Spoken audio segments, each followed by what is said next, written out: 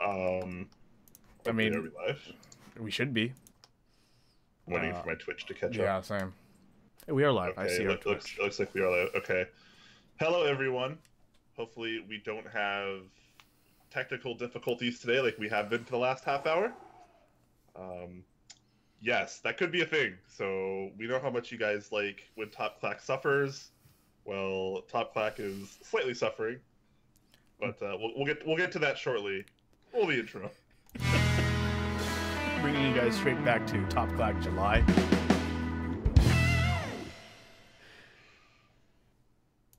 Hello, everyone, and welcome to your weekly episode of Top Clack. I am a man of interest, joined by my co-host Quakums, where we talk about keyboard stuff as the usual. Today you might know something different. I'm using my normal low quality camera because this might turn into an extended episode because we have quite the guest today. After the news, we'll be joined by Ryan Norbauer, who is done the Galaxy class set, Norba Force, Norba Touch. But we'll have Ryan give us all the sexy deets about that when he goes on.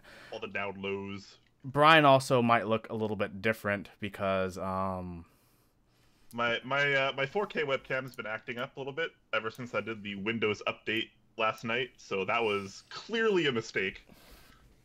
And I had to revert to my 1080p webcam, which still looks fine.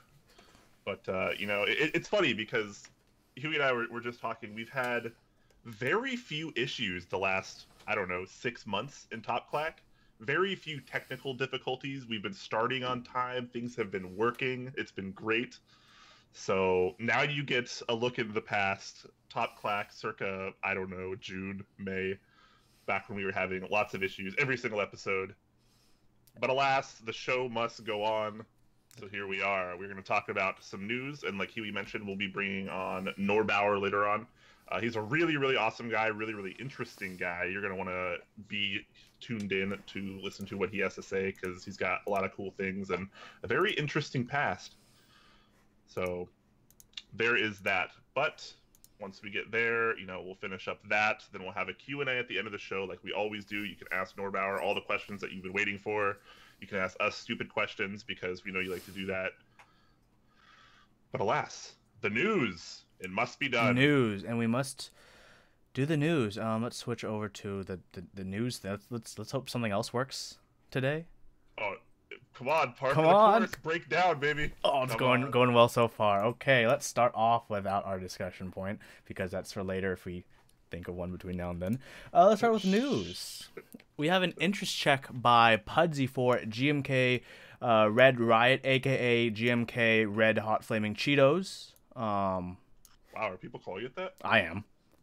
Awesome. I literally thought of that like this morning on the porcelain throne. I'm like, yeah. On the porcelain throne. Fantastic. And it comes with that translucent key, which I'm going to call the Mountain Dew Code Red key that goes with the GMK Hot Cheetos, Flaming Hot Cheetos.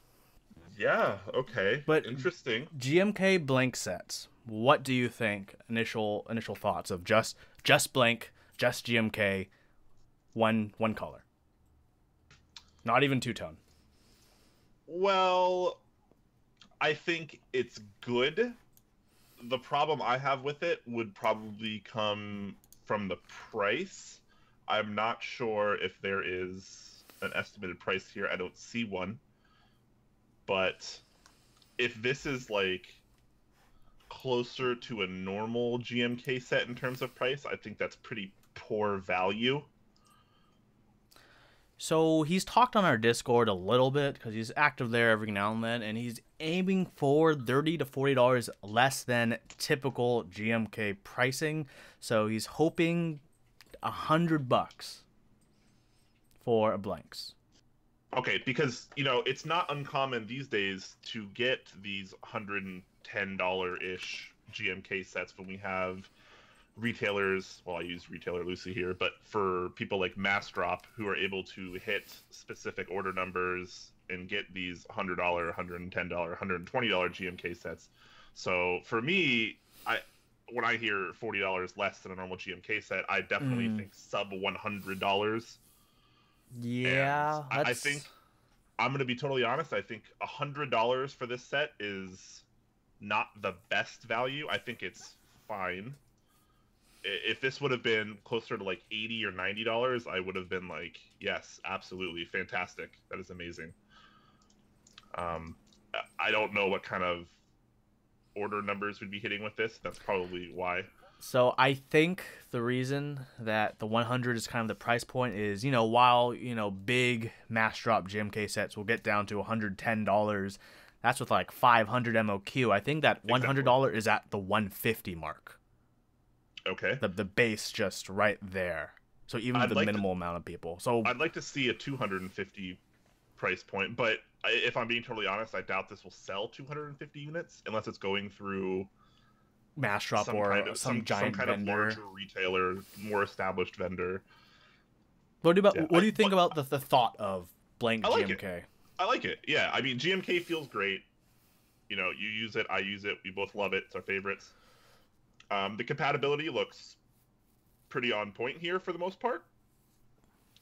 So it's all blank, so that's really cool. Yeah, like exactly. Like you don't need a 1.5 pipe and a 1.5 delete because they're the same key.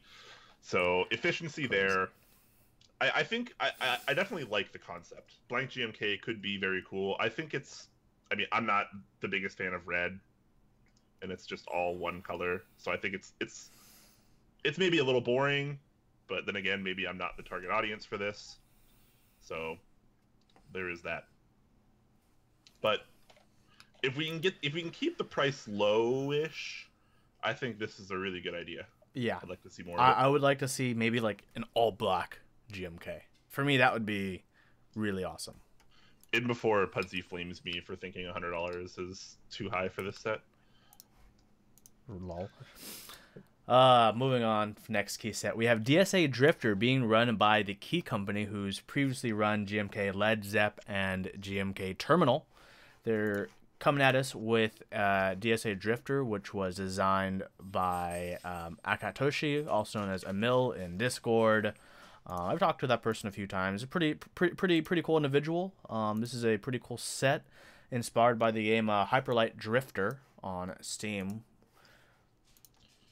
You wanna know something kind of interesting here? I would like to know something interesting, Brian.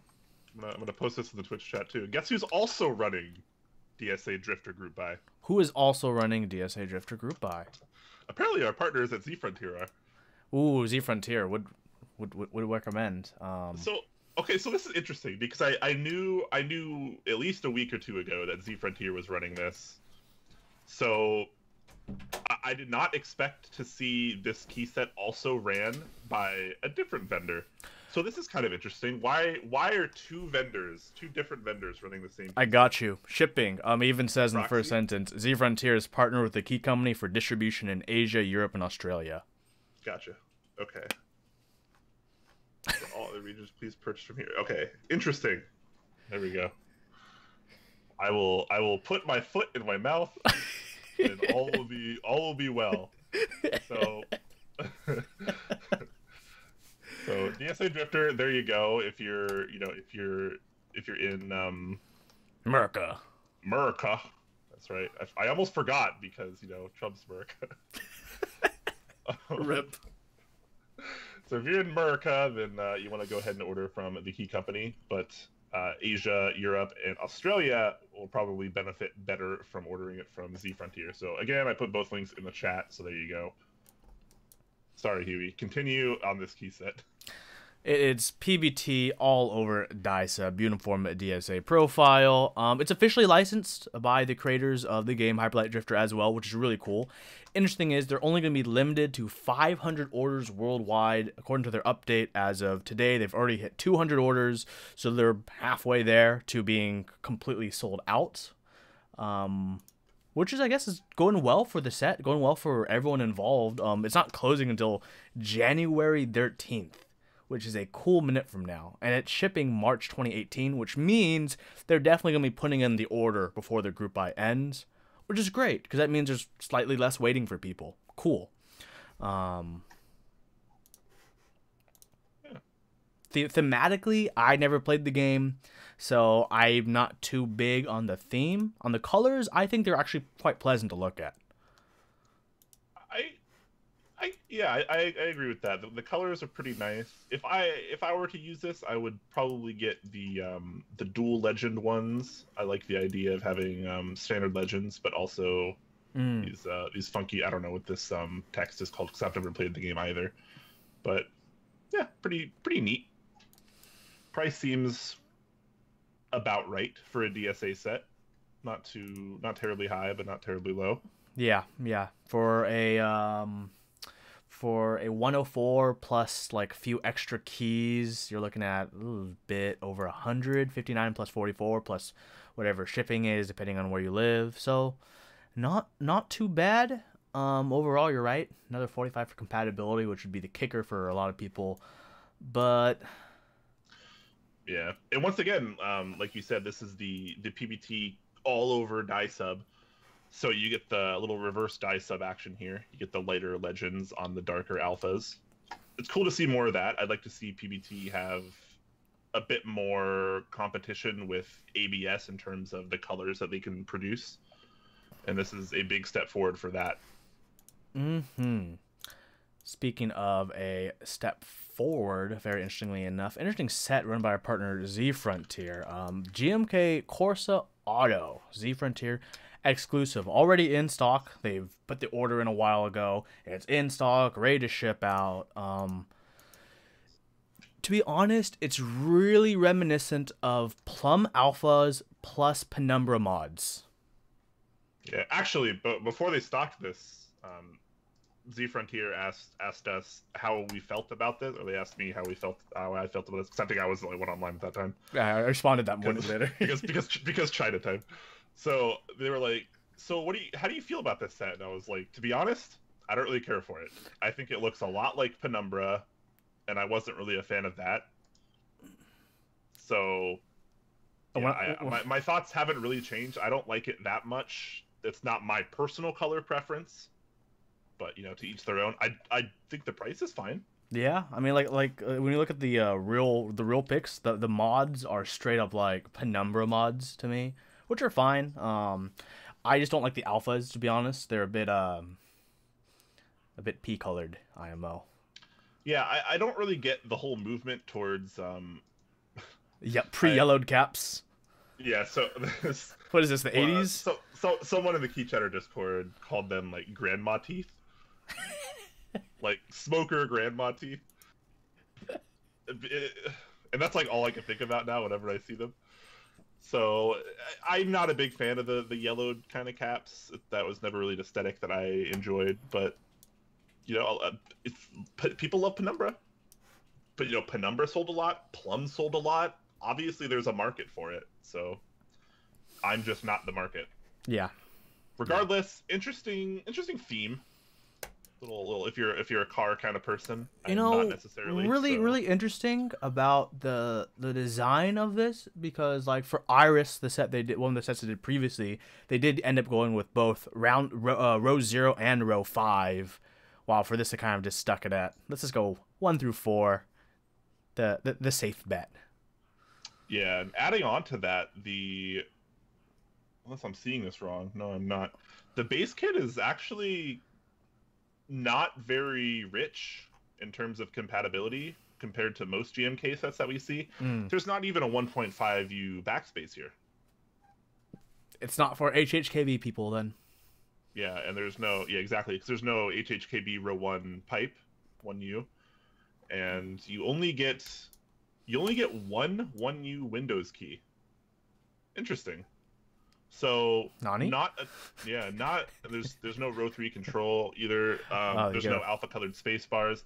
So pretty low on the compatibility scale. But I mean the price isn't bad per se. So I don't know.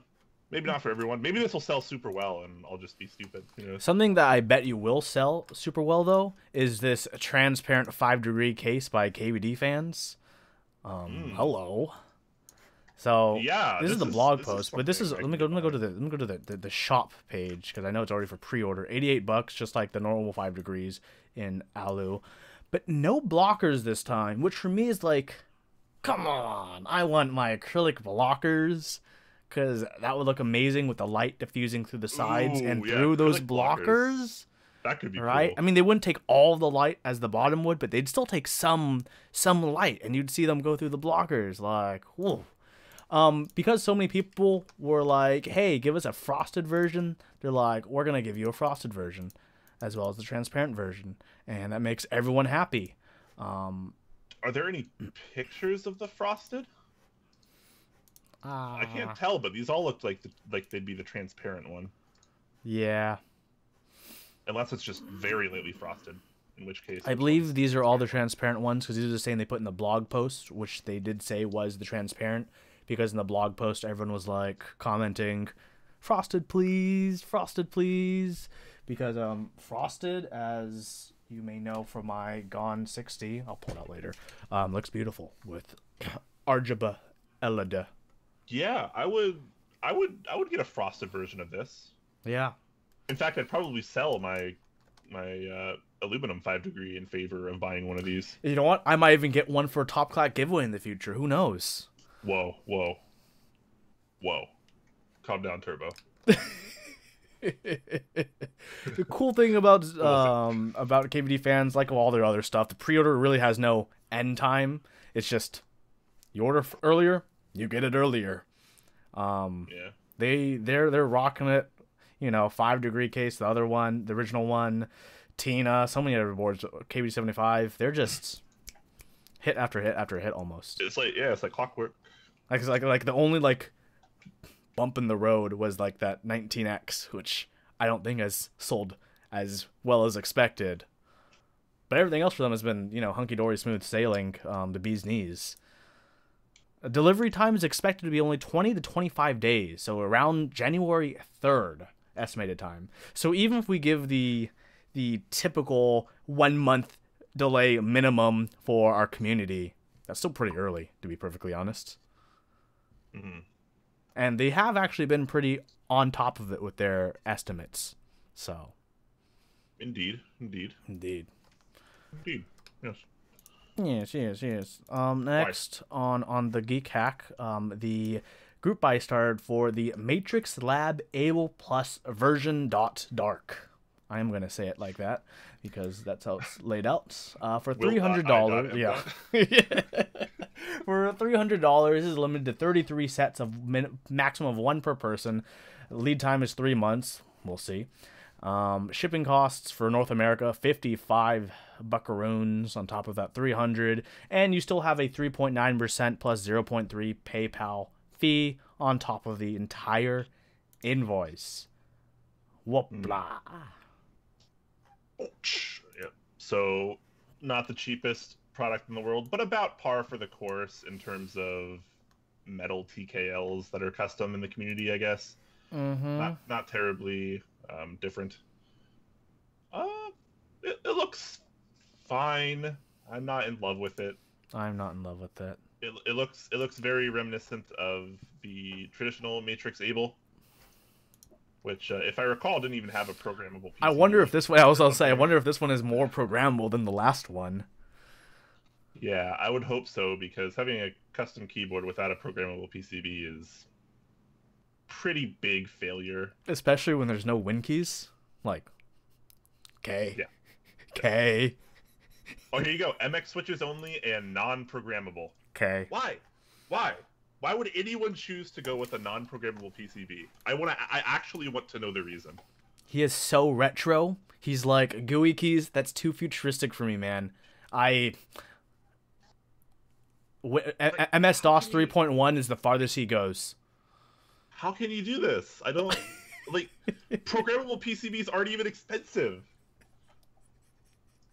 But hey, he gave us that RGB strip of lighting on the backside, man.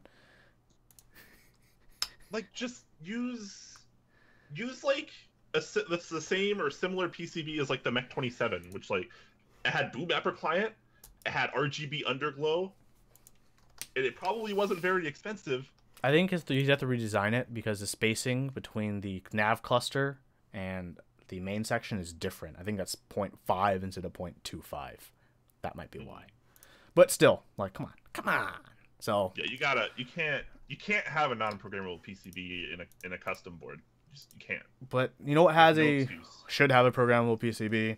This GMK Uniquey C70, which you kind of have had your hands on touching abouts. What's up with this, Brian? Yep. I have it right here, I believe. Yep. There we go. Yeah. So a little bit to talk about this. I've had this review sample for a while now.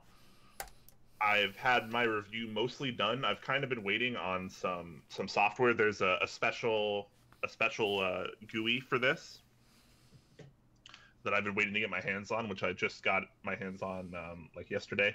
So I'll probably be playing around with it tonight, and then I can finish up my review and have that out. But while you wait for that, it's almost up on mass drop. Comes out tomorrow, 6 a.m. Pacific time. So about a little under 12 hours from now. So that's where you'll be able to order it. The drop will probably run for a while, as they've been doing that lately, like 3 to 4 weeks. There's some info there, and then, oh man, I hope they actually have it linked here. There's a good link. Yeah, Living Speed Bump does have a little Q&A about it. Recommend you checking it out when you can. For me, it's one of the big, like, kickers, which is kind of understandable because it's being made by GMK. Only available with Cherry MX Black, Blue, Brown, Clear, or Red. There's not. I wish there was at least a choice of without switches. Like, give me a case PCB plate, please. Exactly. So I'm not going to go too far into it right now because some of this will be in the review and stuff. But the theory here is they are not offering a kit. They're just selling a complete keyboard. So this is not for someone to build. They might do that in the future, but right now this is the path they have chosen. They want to give someone a complete product right out the door.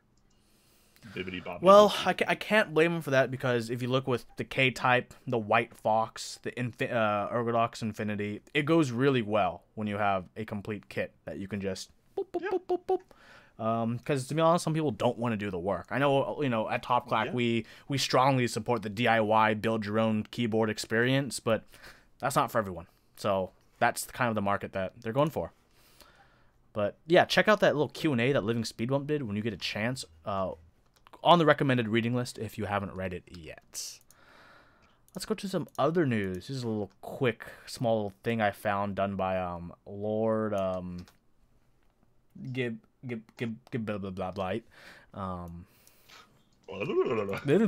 The stotle build guide, which is just a little 17-page little album thingy about Aristotles, taking them apart, putting them in other switches.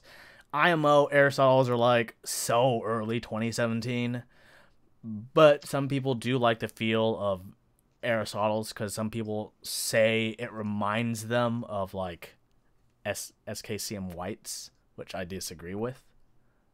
But I would also disagree with that. But a lot of people do like that unique, inconsistent kind of click it has. Yeah, I mean, I don't think Aristotle hybrids are a bad switch per se, but I think with the invention of the box switches and the click jacket in particular, Aristotles are kind of poor value. Yeah, they are poor value. The click is better on box switches, and they're a fraction of the cost it costs you to make something like, like a Cherry stotle or Zelio stotle, Gata stotle, or whatever. The box switches will be cheaper. Mm-hmm. And you also don't have to do any fiddling. And quantifiably smoother. Yes. Yep. Oh yeah. That's yes. Yeah, and if you want to learn about how to quantify that it might be smoother, you should check out which episode 2 for curve diagrams, which I finished the other day. Oh man, these lead-ins. Yeah, right. Fantastic. That's pretty good. It's pretty good. So if you haven't checked it out yet, oh, that's loud. Sorry, chat. I've been doing a new series. I've been a bit slow. I've been a bit busy, but it'll pick up. I'm probably gonna have another episode this month. This is called series called Which Switch, and I talk about how switches work, different things about switches, This is an episode, the absolute basics of how to read force curve diagrams, why it's important, all that kind of stuff, because it's a really helpful thing to know how to do. If you know how to read a force curve diagram, you can have a pretty good idea of how a switch feels before you even touch it. And one of the good examples and why it's important, in the video I compare a box red and a kale red. They're both rated at 45 grams, but they're completely different switches. And there are completely different switches, and you can quantify those differences through the force curve diagram. So watch this if you get a chance. I hope it's really helpful for a lot of people. And if you guys have recommendations on what you guys want me to cover for switches, just let us know in our Discord or on the YouTube comments. Yes. Oops. Oh, wait. So crash? No, that's fine. So on my video, I got a lot of great information from Hotda's Plotly, which is the link is in the video. But I also got a lot of information from our other partner, Novelkeys, which has a very exciting update. What's this update, Brian? All right. So Mike of Novelkeys just recently put out that 7U cherry stabilizers are in. So not too long ago, he launched these GMK screw and strut stabilizers that a lot of other vendors are carrying too, to be honest. But he only launched with 6.25U spacebar stabs, which is kind of a no-no, in my opinion, and Huey's opinion. And, you know, all of us were like, hey, Mike, come on, buddy. Come on. Give me that sweet 7U. Like, so he's finally heard our pleas, and he decided to stock 7U. They are in now, which is awesome. Another thing that's been kind of going on that's a real bummer is, if you weren't aware, Novelkeys was the US proxy for Cherry Silent Black Switch group buy that happened not terribly long ago. That recently got in, and they discovered that instead of Cherry Silent Black springs, they were Cherry Silent Red springs with the black slider. So someone, most likely at Cherry, I mean, it's got to be Cherry, right? Messed up, and this was the result. It's really unfortunate because Mike not only got a lot, you know, for the proxy, but he also got a lot for himself to resell. And, you know, I'm not gonna say the numbers. I don't know how secret this is, but he got a lot of switches. A lot of switches. So it sucks because now he's stuck with all these switches, and we don't know if Cherry is going to do anything.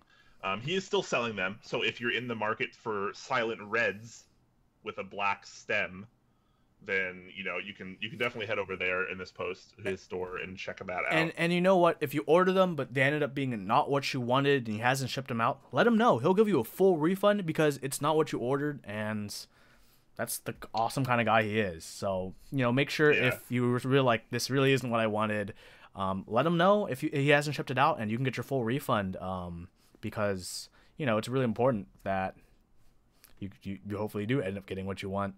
And as unfortunate as this is for, you know, the users, this is even more so unfortunate for people like Mike and the original group buy runner. His username escapes me.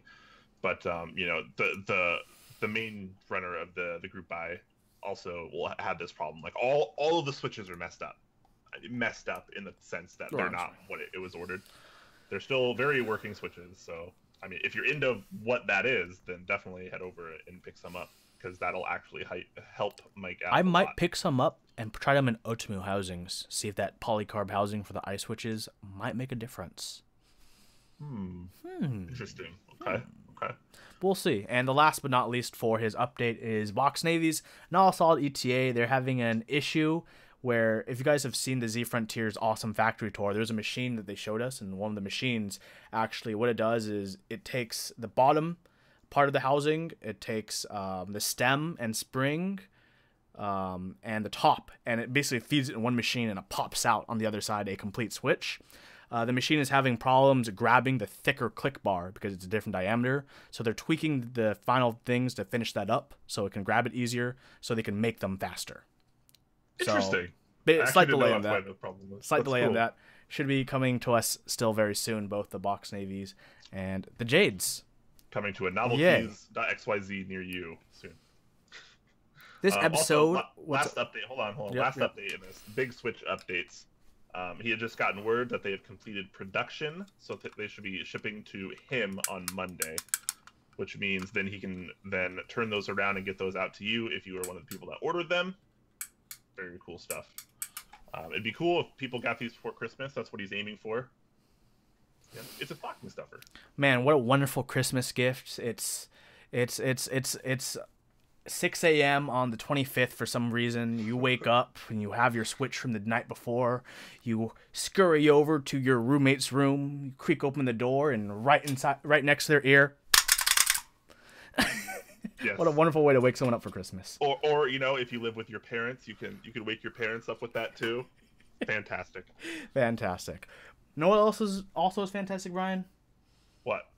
This episode's sponsors. This episode was sponsored by 3 wonderful sponsors.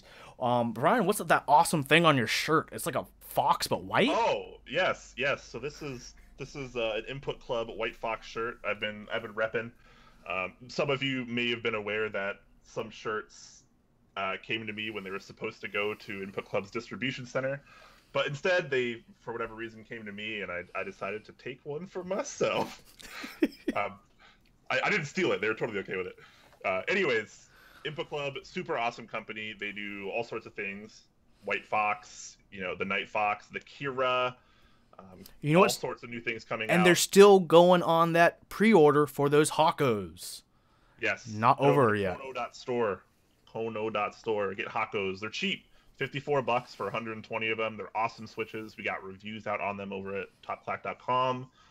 You probably will not regret it. Like, they're honestly very good switches. Seriously. And then, while you're there, pick up a White Fox shirt or a Top Clack shirt. Pick up a Top Clack shirt. Yes. Next on our wonderful sponsors is en.Zfrontier over in China, who's been working awesome for us over there, giving us review samples like the Alf. Like the ones you don't drop, hopefully. No, I got scared because when I picked it up, I forgot I unscrewed it. So I only picked up the first top half of the housing. And I'm like, what happened to this keyboard? Fantastic. So, speaking of, how are you liking the Hakko clear switches on that keyboard? I am liking them a lot, to be honest. Liking them a lot, and my thoughts of them will be in a video coming to a Top Clack YouTube channel near you. Wow. I wonder where the nearest Top Clack channel is on YouTube. But they're not done yet. They're running a lot of stuff. They just got Auto Corsa in stock, and they also have quite a few things in stock, GMK and non-GMK. So would highly recommend you check them out. They have a lot of really cool keyboard group buys on the horizon. So keep your eyes peeled. Keep your eyes peeled. Last but not least, we just talked about them. Novelkeys, wonderful, wonderful individuals. Yeah, they're absolutely great. Yep. So he's got all sorts of switch types that you can check out. He's got stabilizers, 7U now. Woo! About time. So, you can head over there. Big switches shipping soon, as we just talked about. We got a lot of Novelkeys news in that post. That's cool. He's struggling a lot with the this whole cherry silent black mix up. So, go order some switches or something and send them hearts in the comment section. And order some 7U stabs, and then you'll be ready to build a keyboard. And to make it 5% cheaper, who are you gonna call? You're going to head over to Novelkeys, of course, and use promo code TOPCLACK. That's 2 words. You get 5% off your total order. And, leave a little hearts in the comment section if there is one. I think there is. So, yeah, always leave hearts. Same thing for, Input Club and en.Zfrontier. If you're ordering something from them, there's a little section. Just put, a bunch of hearts and that you were sent from TopClack. They like that. Trust me, they actually like that. I'm going to put a little transition screen. Boop. And then I'm going to see if Mr. Ryan Norbauer is ready. And I will be including him into the call. Wow, that actually is a transition screen, Huey. You weren't kidding. I thought you might be kidding. No, this is the highest quality of Top Clack transitions right here. Yeah, you're making up for my technical difficulties earlier.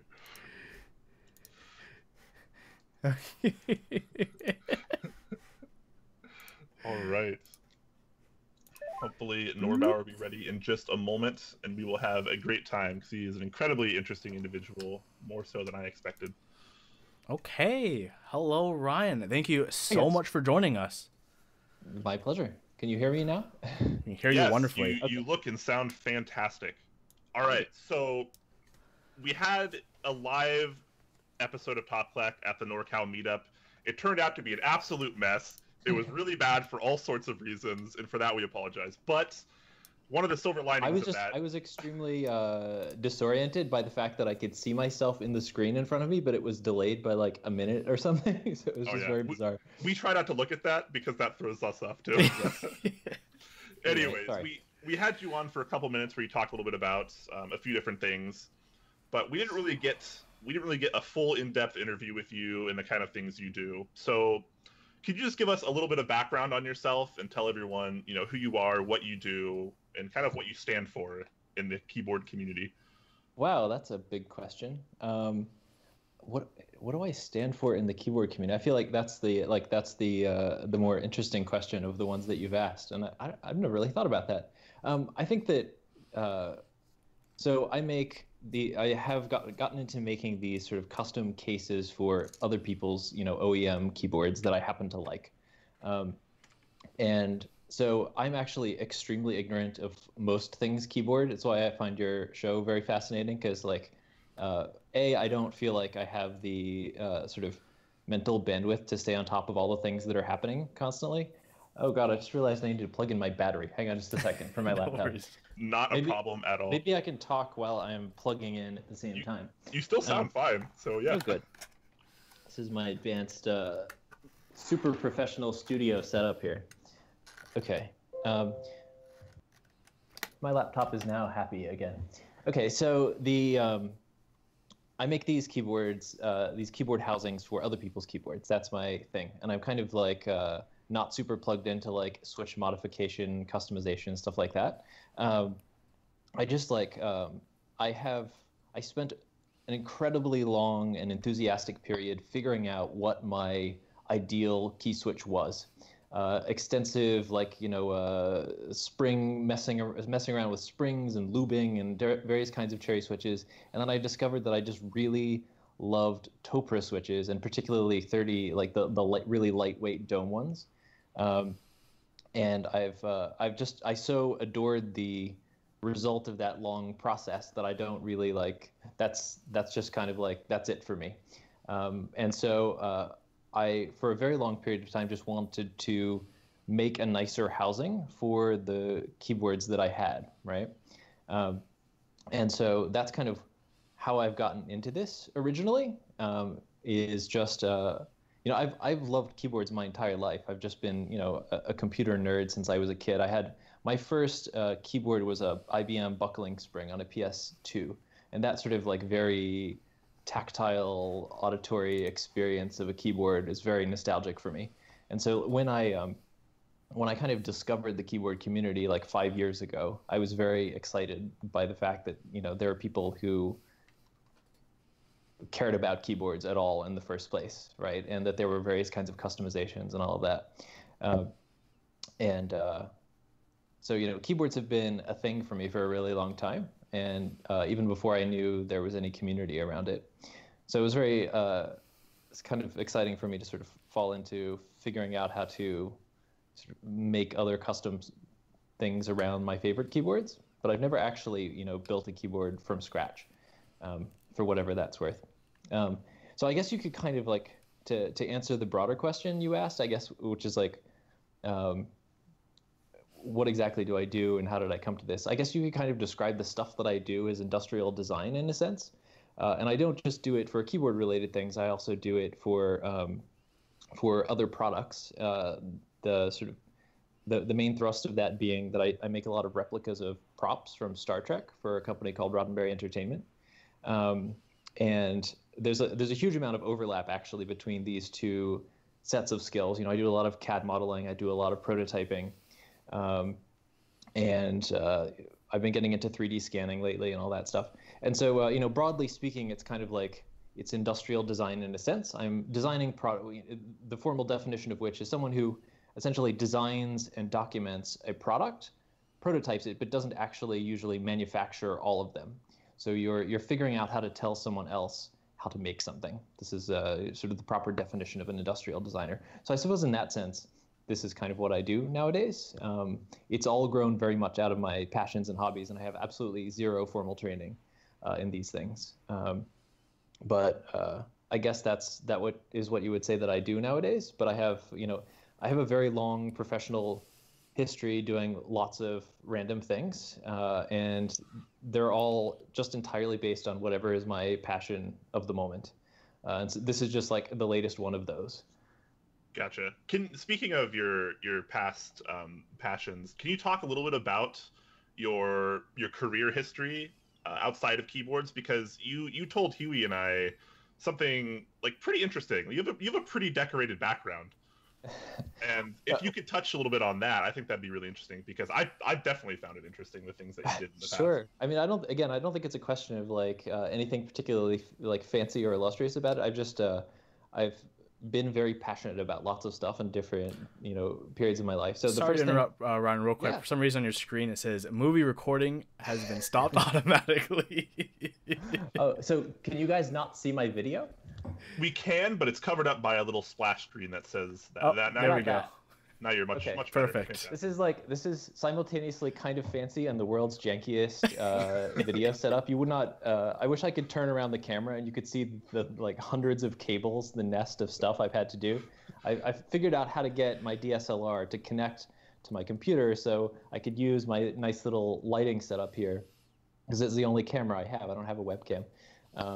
But things may explode at some point, or at various points. That would be very typical Top Clack production quality. Don't worry. If things explode, we're very used to that around here. I'm glad to fit in. So anyway, my first job was for NASA when I was in.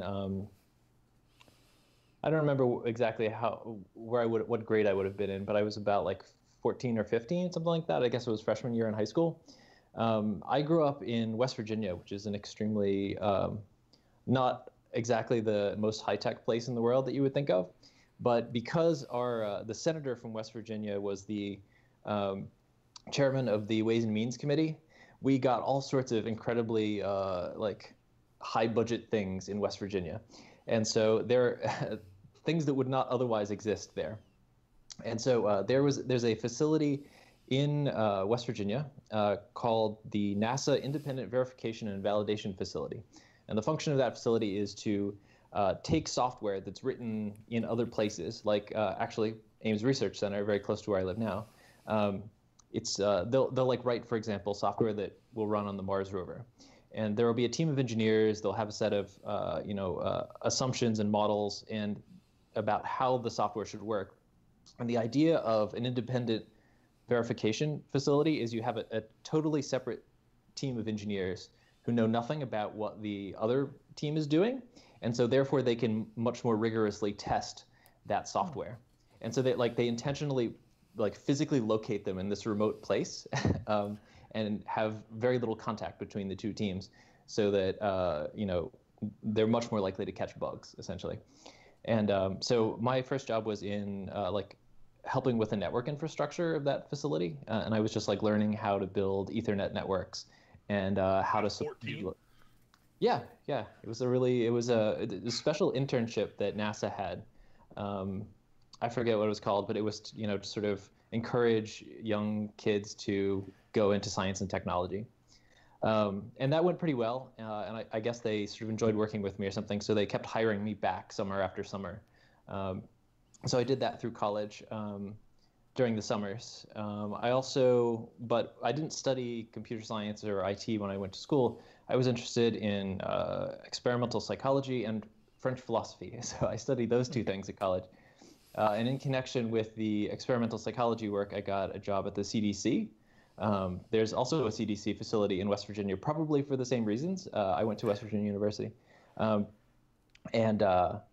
I got to, this is a long non-keyboard digression, but if you're totally happy to hear it, fine, I will. Absolutely, yeah. So the thing about going to a school like West Virginia University, which is to say not a fancy school, is that I think the few people who are super interested they'll kind of like let you do whatever, and because a lot of people don't really care at a school like that where there's like tens of thousands of students. And so I was just like, pretty gung-ho as a student, and so I was very fortunate to be given some amount of leeway in that research program, and I was able to like design experiments and did some pretty some interesting research, I think, on sleep deprivation.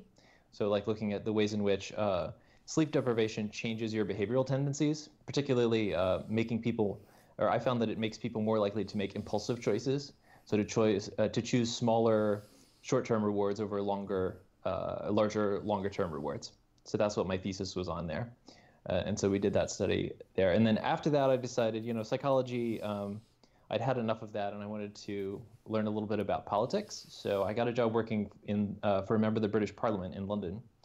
And so I was doing research and speech writing for her, which was really cool. This was back when Tony Blair was prime minister. It was a very interesting time. It was like just after the Iraq War. So I was in the interesting position of being an American with an American accent answering the phone, working for a Labour MP whose constituents were all really upset about the fact that Tony Blair, the Labour prime minister, had supported George Bush in the Iraq War. So that's what I spent a lot of that year doing, was writing letters about how no, it's okay. The Iraq War was a great idea. Wow. After that, I came back and I was thinking I was going to do graduate school in political science, but I decided that being back in graduate school after having spent a year working in the actual universe made me have an extremely low taste for academia, which was kind of unexpected. So I had this idea for a startup, a dating startup, a web startup back in 2004 or something like that. So I decided to quit graduate school and start a dating website startup. And that was successful after a fashion. I got some investors, and we built it up reasonably well, and eventually we sold it to OkCupid, which was kind of cool. Not like a huge financial boon or anything, but it was nice to be able to say that, essentially, Yeah. It sounds a lot fancier than it is what I'm trying to tell you. But after that, in order to build that website, that web startup, I had to learn Ruby on, first of all, I had to learn PHP, but then I decided that I really liked Ruby on Rails, which is another technology for building, web applications. It was very new. I was one of the first people to really use it. And in fact, I think our startup was probably like one of the first sites anywhere on the internet taking money using this site, using Rails. And so I kind of got to be involved in sort of reasonably prominent in that community. And so people would always come to me asking if I could help them build stuff for their startups. And so out of that, the web startup grew a consulting business, helping other people build inventory systems and stuff like that were built on web software. So I did that for a while. That was way more successful and lucrative than the stupid dating startup, at least from a financial perspective. So I did that for a while, but it was super stressful. I really didn't like having clients get really angry at me when the people who were working with me told me that they did something, but they didn't actually do something, and I didn't find out until the last minute. I just kind of I'm very anxious about letting people down. And the company reached a scale at some point at which it was just I couldn't help but occasionally let a client down. And that really caused a great deal of stress for me. And I felt like I didn't have enough control over it. So I sold that company too. And after that point, going through this pretty stressful period of my life, I decided I was just going to step back a little bit and do things that I actually really wanted to do, and focus on, all those things that I mentioned before were all things that I had a passion around, but I felt like I was doing them primarily because I felt that they would be somehow would legitimize me as a person, and that they would be somehow prestigious, right? And I came to reckon with the extent to which my young self was driven by the quest for prestige, and how incredibly stupid that was, and just decided to totally fuck around for a few years. And so I decided, I'm going to mess around with things that I'd never thought about before, but always been very curious about. Like, I spent probably 6 months just learning Photoshop really well. And other sort of artistic related crafts. I went down a sort of side path on making tactical bags. I bought an industrial sewing machine and I learned how to make, briefcases and backpacks and stuff. Now I'm working on a keyboard bag, right? And this all sort of grew out of this. For some reason, I'm just like, I'm a bag whore. What can I say? I have like 30 different bags for cameras and things. And, it's one of these weird random passions that I just said, you know what? I've all the time I was running those other companies and doing all this stuff, I'd always just like, especially on really stressful or busy days, I would just, yearningly think, man, wouldn't it be amazing if you could just like learn how to do that thing that's super cool that you see other creative people doing? And it never occurred to me, oh, wait, I guess I could actually just do that. And so I did that for a few years. And a lot of those skills turned into things that now are very useful to me in this sort of industrial designy kind of stuff that I do. So that's an extremely long answer to your question, but it was, a question. That was amazing. Yeah. So, and actually, I don't know if you're following along on Twitch chat, but a lot of people seem to really enjoy this, and that you're now a legend and a badass, and every 14-year-old feels awful because they're not as cool as you as you were at that age. So if you met my 14-year-old self, you would not think that this was a cool person. Let me tell you that. So one really interesting thing that I kind of picked up on from where you went, from NASA working on their network, to working on papers at the CDC, to working over in London, all the things, it always seemed like you always had to be near a computer, which means you had a keyboard as a tool. At what point did you look down and say, this sucks to type on, or this is good to type on? At what point did you consciously realize about how you felt about keyboards? Well, so this is the thing. I always had very strong keyboard opinions. It's just that I felt that I didn't really know how to satisfactorily address them. I've had weird keyboard preferences, actually. For the longest time, even when I was using a Windows computer, my favorite keyboards were the Apple keyboards. So I don't know if you remember, there was a time when you could get actually, I don't even remember if Apple made it, but it was made for the Apple. But it was essentially a keyboard of scissor keys like you would have on a laptop. But it was a proper, 100% keyboard. And this was the thing that I decided was like the best keyboard for me for a really long period of time. And when I went to London, I actually took my keyboard with me because I didn't want to use the shitty Dell or whatever it was that they had. So, and there was a long period of time when I continued to use the buckling spring keyboards well beyond when those were easy to get. But this was just like I would cobble stuff together via eBay or whatever, just figuring out how to scratch my itches, and just went through a lot of keyboards that I didn't like. I didn't understand the mechanism by which they operated, or why I like certain keywords more than others, but I had strong opinions on the matter. But you're right. Basically my entire life has been spent, everything I make is doing that. Yes, that has not changed. So what keyboard did it for you to actually bring you into the community? When did you actually take your first step into the mechanical keyboard community? Because you said you've been around for 5 years now, and in the mechanical keyboard community, that's a really long time. Yeah, like, actually, that was before a lot of what we know now existed. Oh yeah, so that was it as far as I knew. Yeah, exactly. I think that Desk Authority was out there, and then there were a lot of Korean keyboard sites also, but of course those were inaccessible to me. And of course, I think that the communities have changed tremendously since then too. But to answer your question, the Philco Magis Touch Ninja was my first keyboard, mechanical keyboard that I really liked, and I ended up buying full keyboards in all of the different switches until I finally decided the switch that was my preference. I got this, the switch testers and obsessed over it for a really long period of time, but I just I found that my expectations of what I would like from the switch testers didn't match up with what I actually liked on the full keyboard, and so I thought clearly I like the buckling spring and this idea, sort of the retro idea of a mechanical keyboard. So it seemed to me that clearly blue would be the one to go for, right? And back then, this was like, these were your options. You had 4 options, and I was amazed and felt extraordinarily privileged and so excited to even contemplate that you could have 4 options for a mechanical keyboard. Yeah, and Striker in chat says full keyboards and all switches. Like back in 2012, that wasn't a big deal. You only had cherry switches. You had cherry switches, you had buckling spring, and then some very exotic people might have a Topra keyboard. Right. But cherry was basically fundamentally what you had available readily. Yeah. So I mean, that's what I did, and I ordered one. I ordered it from England, I think, because I couldn't find it in the United States. There was a company.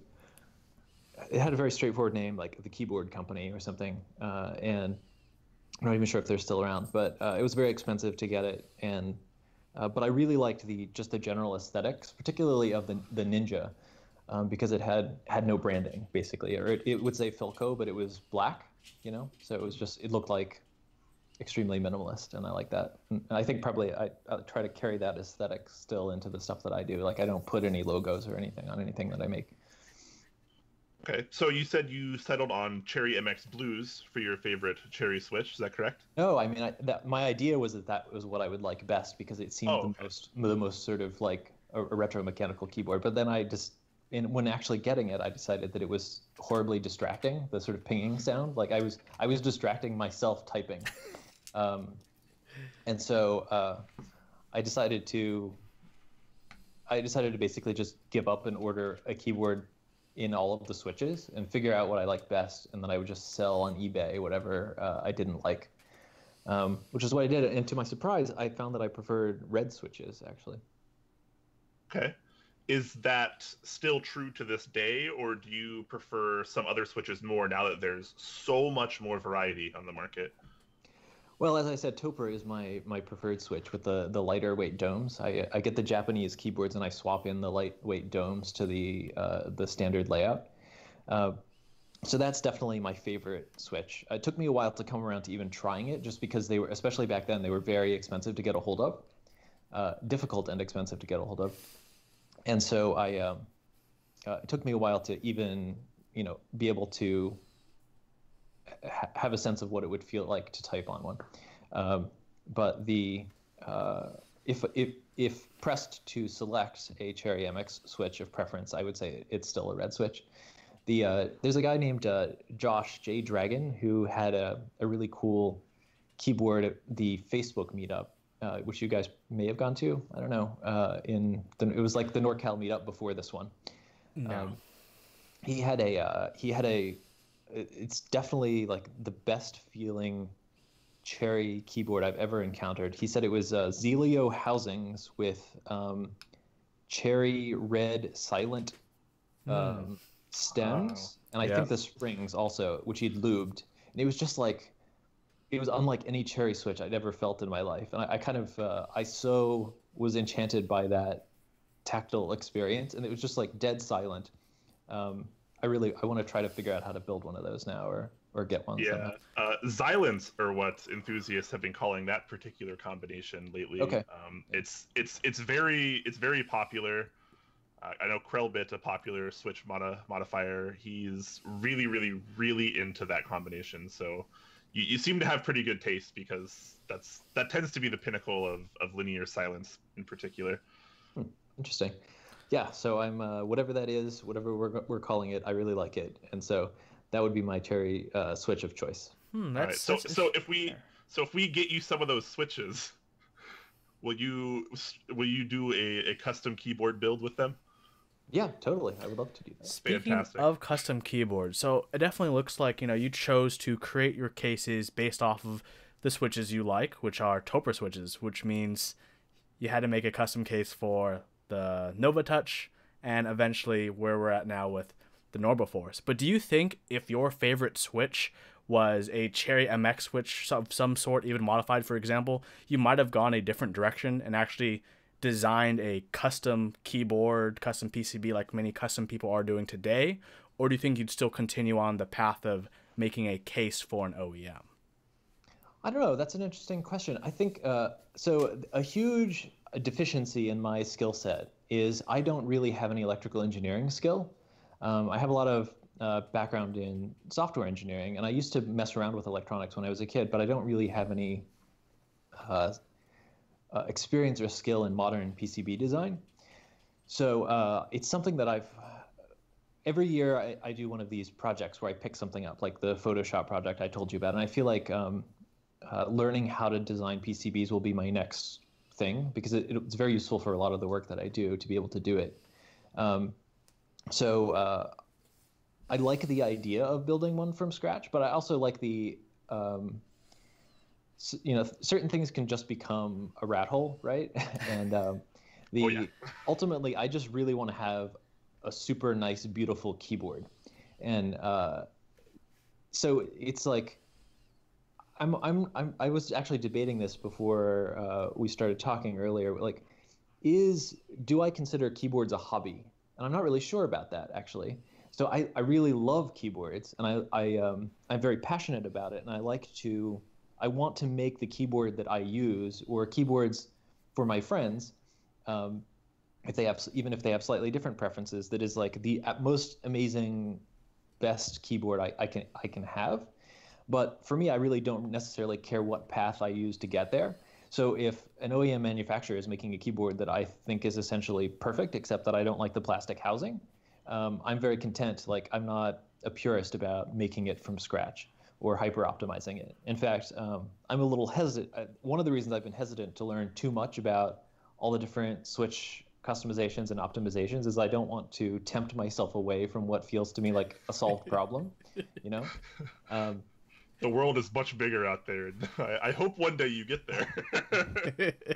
It's it's dangerous, and hanging out with people like you guys, it does tend to lead to that, right? Because people are like, well, we're gonna ruin you. Yeah, I mean, I've been having a lot of interesting correspondences with people who are, like, for example, very enthusiastic about the Real Force, share my passion for the Real Force, let's say, but would like to be able to use it with like GMK keycaps, but in an unusual configuration or something, right? And so this leads to, well, I guess we could make a custom plate for it, right? And there's all these different things that we could do, and I just like, simultaneously, I'm very excited by this new problem to solve, but also I'm like, oh God, please! I thought it was, I almost had my perfect keyboard, but now we're figuring out how to open up new cans of worms at every turn. So I'm susceptible to that, and I probably will end up doing all sorts of new. It's only a matter of time. We'll get you yet. All right, so let's talk a little bit about the actual physical design process of the keyboards that you've been doing.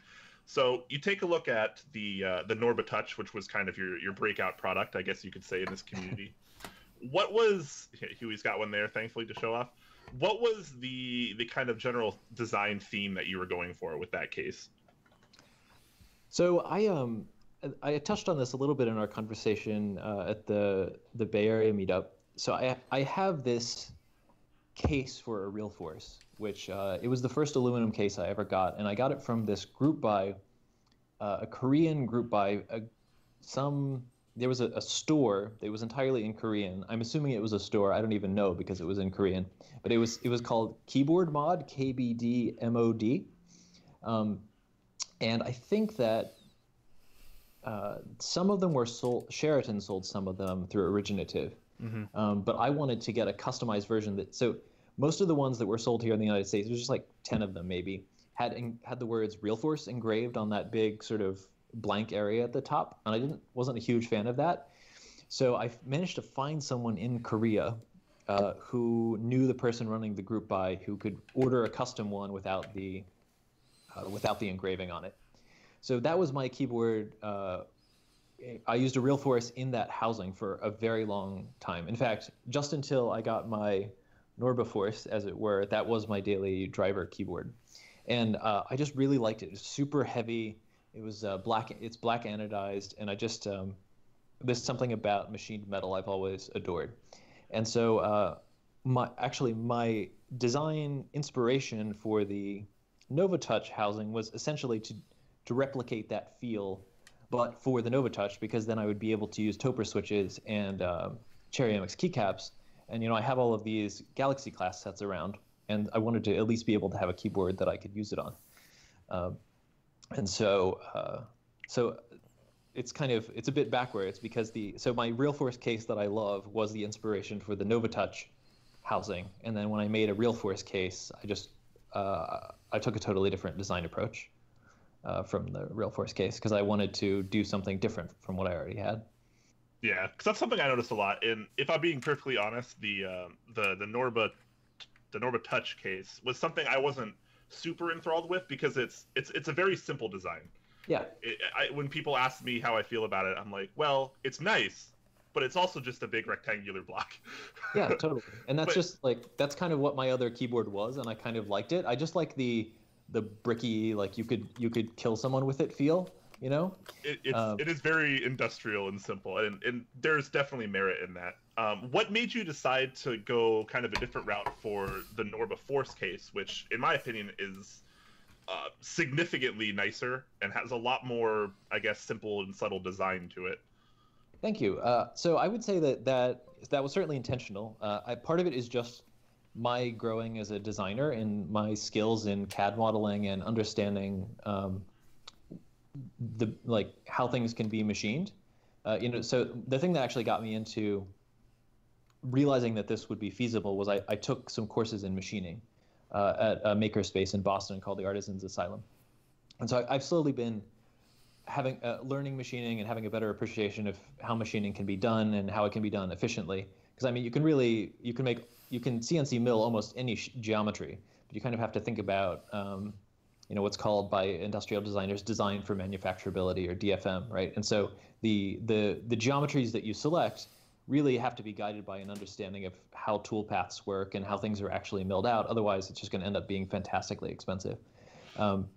And so I think the transition from what you see on the Nova Touch case was, firstly, my trying to be cautious and not design something that would be really expensive to make in the first case, but also just going from that to the Real Force case. I just wanted to do something more interesting. I felt like, okay, I figured out how to do this CNC machined aluminum reverse engineered OEM keyboard thing.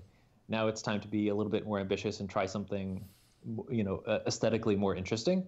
Just because, again, I have to, in order for me to remain motivated and engaged in a project, I have to be challenged, right, in doing something new. And so that was my way to do it with that case. And I think I figured out a way that's reasonably manufacturable and isn't, extremely more expensive than it has to be, but it still is visually kind of interesting and unusual. And also, I'm my lifelong interest in NASA and space and like science fiction design, particularly the design of Star Trek and Star Trek: The Next Generation. I try to bring that a little bit to my design aesthetic nowadays, and I feel like I much more successfully did that with the Real Force case. Sorry, I keep looking down. I have one on the floor here. So no, please. And actually, could you show it off for us too? I think a lot of people in the stream might have not even seen one yet. Oh, sure. So this is the one I'm sending to, I don't know, can you guys, it might take a minute for the lighting to adjust, but it has this sort of tapered profile. So it goes like this and then like this on the side. And then everything else is rounded, right? So all of the rectangles are rounded, which is not so unusual because you need to do that anyway because you're using a circular milling bit. But also all of the edges, the corners are radiused instead of having any chamfers. So it gives this sort of like overall pretty soft look to the case. Sorry, I'm not really doing a very good job of showing it on camera, but I made a little video of a lot of close-ups on YouTube of the thing, which people can Google for or whatever, YouTube for. And then another design feature that I was particularly keen on for this one, something that drove me crazy. You guys mentioned you might be interested in talking about problems and things that go wrong. And something that drove me crazy on the Nova Touch case was the two halves of the case. So basically I didn't really have a huge choice in the matter because of the way the plate is designed. But I was one of my primary design considerations was I wanted to not have a seam on the side. in designing the Real Force case. And both the reasons for that are both aesthetic, but also extremely practical with respect to the anodizing. I had a lot of problems with the anodizing on the NovaTouch cases, where the color would be slightly different between the two halves of the case. And I've, for better or worse, learned a lot about anodizing in the past couple of years, and it's by far the most challenging aspect of this process to get good, both bead blasted finished surfaces, but also good color matches and finishes that are free from cosmetic defects. And I just I don't know, anodizers, they all seem kind of nuts to me. They have an understanding of their discipline, which is certainly greater than mine, but they give reasons for things going wrong that don't really make any sense to me. Anyway, sorry, I'll not rant on anodizers too much. But you're a very interesting person. So when you rant, it's a very good rant. Like we all learn from the ranting, and I really enjoy it. Is that the reason you decided to, for the most part, forego anodization on the Norba Force case and opted for all these other kind of finished solutions? Okay, so that's a whole story unto itself also. So I don't feel like that I've opted to forgo anodization at all. And in fact, my preferred finishes are the anodized finishes, particularly the hard anodizing, both because it addresses a sort of complaint / anxiety I've had about my original Korean keyboard that I loved so much, which is that I've scratched it up in a number of places. And I feel like if it had been hard anodized, it would be less likely to have, for that to have occurred. Hard anodizing I like just conceptually, but I also just think that black and silver are kind of the nicest finishes that you can get at anodizing, because the color matches are usually not great, at least in my experience. And believe me, over the past 2 years, I've probably had cases of mine anodized by 20 different shops, something like that. And the shops that I found they can pretty reliably do silver and black, but even the best of all of those shops has like an 80%, or let's say a 20% reject rate, right, on the exotic colors for whatever reason. Either the color doesn't look right, or it's inconsistent from one place on the part to another. There'll be splotches on it, or particularly, like I said, on the last run of the NovaTouch cases, I had several cases come back. They'd actually, so I had this problem a little bit on the first run, and in order to put a kind of valve in to prevent this problem from happening, I hired an inspection company in China to look over all of the cases, and I specifically spelled out all the things that were problematic in the first run. It was again, it was a small number, but I didn't really order sufficient extras the first time around, and so I had to. Some people I just had to give them refunds and say, I'm sorry that the factory sent these things to me, and there's really not much I can do about it. So the second time around, I hired an inspection company, so that before the cases left China, I use courier shipping, which is fast, but it's extremely expensive. So I don't want to spend money shipping a case, even if the factory gives me a refund for the case, which they really didn't do in full. I've still spent whatever it is, I don't know, it's like between $20 and $40 sometimes, shipping a case, which I then have to refund. Oh, you see my thing again, don't you? Sorry. Yep. There we go. We're trying to find a moment to interrupt you, but it's so. Sorry. This is super pro. Want to. What was I talking about? Oh yeah, so shipping across so I put it in place an inspection process to prevent this shipping junk across the ocean for no reason. They inspected all the cases. They found some problems, which we got fixed by the factory, but there was a subtle anodizing problem in some of the gray cases from round 2, which could only be detected in artificial light. And so is yours one of the gray ones? Yeah, you can see it. Does it have the problem? Yeah. Okay, so this is the perfect example, right? The top there looks kind of purplish, right? Mm-hmm. How did you get that case? You offered me a full refund or a discount. Oh, okay. All right. So you were one of the very few people who chose the discount, actually. Yes. um, the But so this, you can kind of tell on camera there, but if you actually look at it in the sunlight, it's almost, really can't tell that it's there. And the inspection firm has a sunlit office, and they just didn't, they didn't find this issue.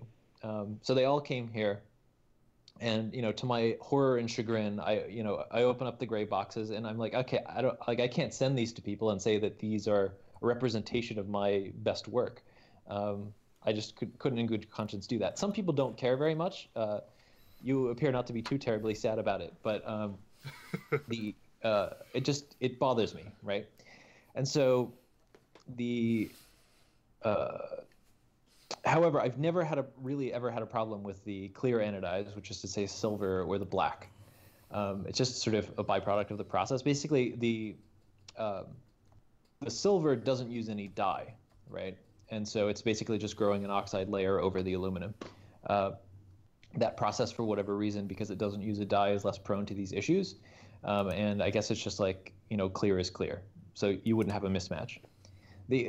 I should explain that the reason why this problem occurs, as I can best understand it in talking to anodizers, is that they have to kind of essentially do it by eye, because parts of different volumes will take, it'll take a part of a smaller volume less time, or more or less time, to reach the same color as a part of a larger volume, if that makes sense. So they kind of have to look at it in the tank and pull it out at different times based on how it looks in the tank. And that's you have to do it by eye, and it's like it takes a lot of experience because it's submerged in fluid also. So it's not actually going to look like what it's going to look like as a final part. So I get that it's really hard, but it just made me very reluctant about or I should say exotic colors of anodizing, just because it creates a lot of problems. I mean, if you're Apple or something and you have a whole quality control infrastructure and you can develop your own formulas, it's fine. It's a process that can totally be done. But when every time I make something, everybody wants asks for 10 different special colors, and I'm a huge pushover, and so Rose gold. I tend to add those things. Yes, are you one of these rose gold people? Everyone's asking me about rose gold now. Where's this coming from? There's a big influx of rose gold aficionados, especially in our Discord. Okay, it's kind of a running gag in Top Clack. Yeah, there's a rose gold conspiracy against me, and there are other similar things. So like I added green and copper and all sorts of other things last time, and I actually I enjoy it, and I find it really interesting to make these weird colors. But the reject rate and, let's say, problem/headache rate is way higher for these.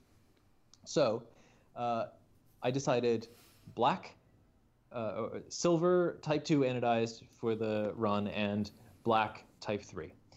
That will be the only anodized options. But as a sort of compensatory gesture, I say, for people who desperately want a color, some weird color, I have these powder coating options that I know of, right? And I use a shop here in Silicon Valley, which is very slow and expensive, but extremely good. And again, I've worked with, probably 10 or 15 powder coating shops over the past couple of years, mostly on trying to get good keyboard cases.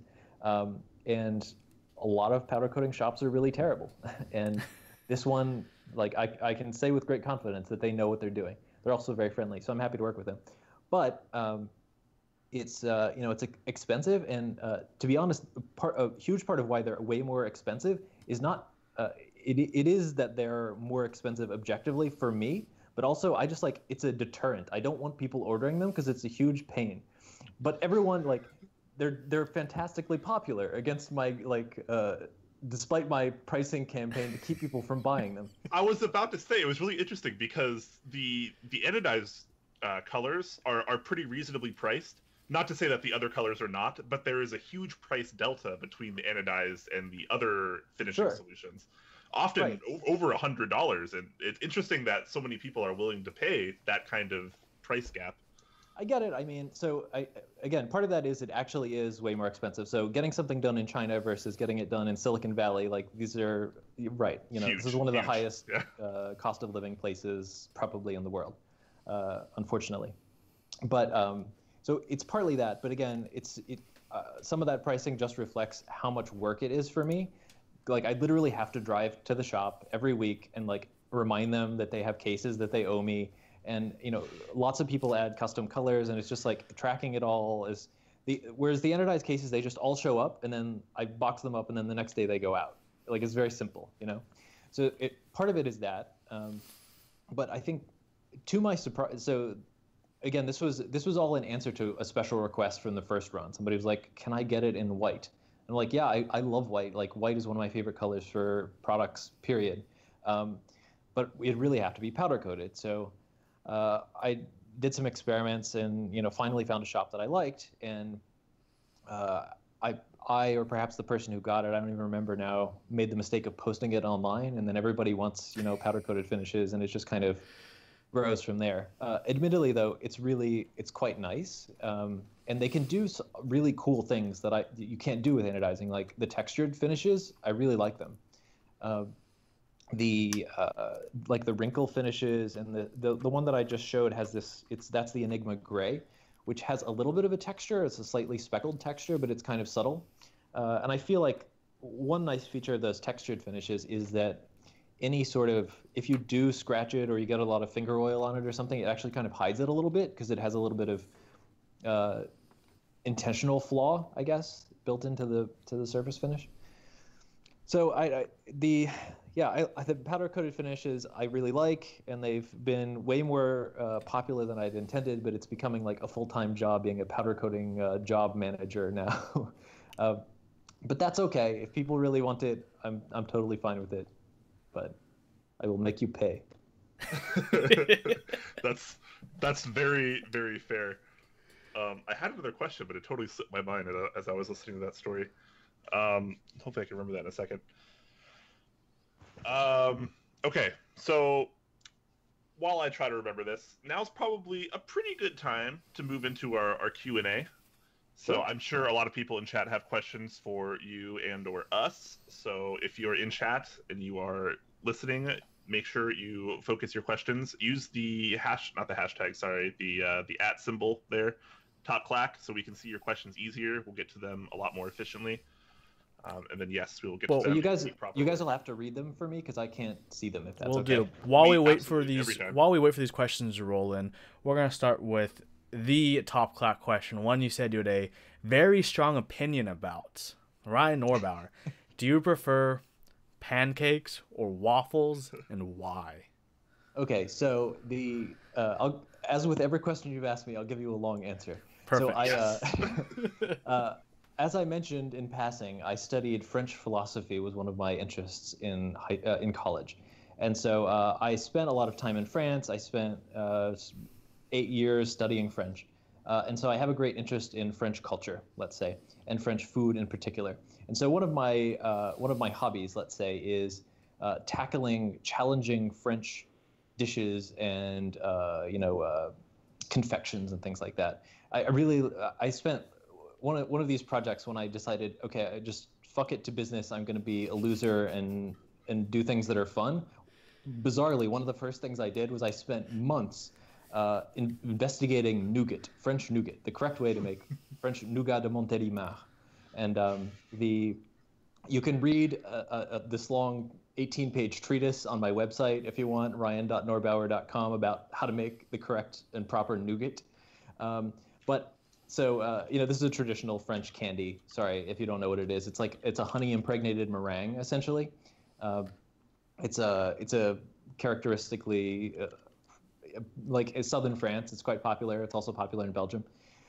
So the next thing after that was proper Liège waffles, which is the style of Belgian waffle that's served in Liège versus the Brussels waffle, which is so the Liège waffle has these little bits of pearl sugar, and it uses instead of a batter, it uses a dough, and so it's very rich and eggy. And when you put it in the waffle maker, really hot, the bits of pearl sugar in the dough will caramelize, and so they create this almost hard shell on the exterior of the waffle, and the interior is this doughy sort of rich, eggy thing, and it's just like the most wonderful thing ever. And again, I probably tried 20 different recipes until I got one that was satisfying to me. But I adore waffles, let's just say. Okay. Now, just as kind of a follow-up, since you are big into the French cuisine, are you more? Do you prefer that style of waffle, or are you more of like a French toast kind of guy, or is it pan perdu? Is that the French way of saying it? Really, I don't know how you say French toast in French. I don't think it's a French dish, is it?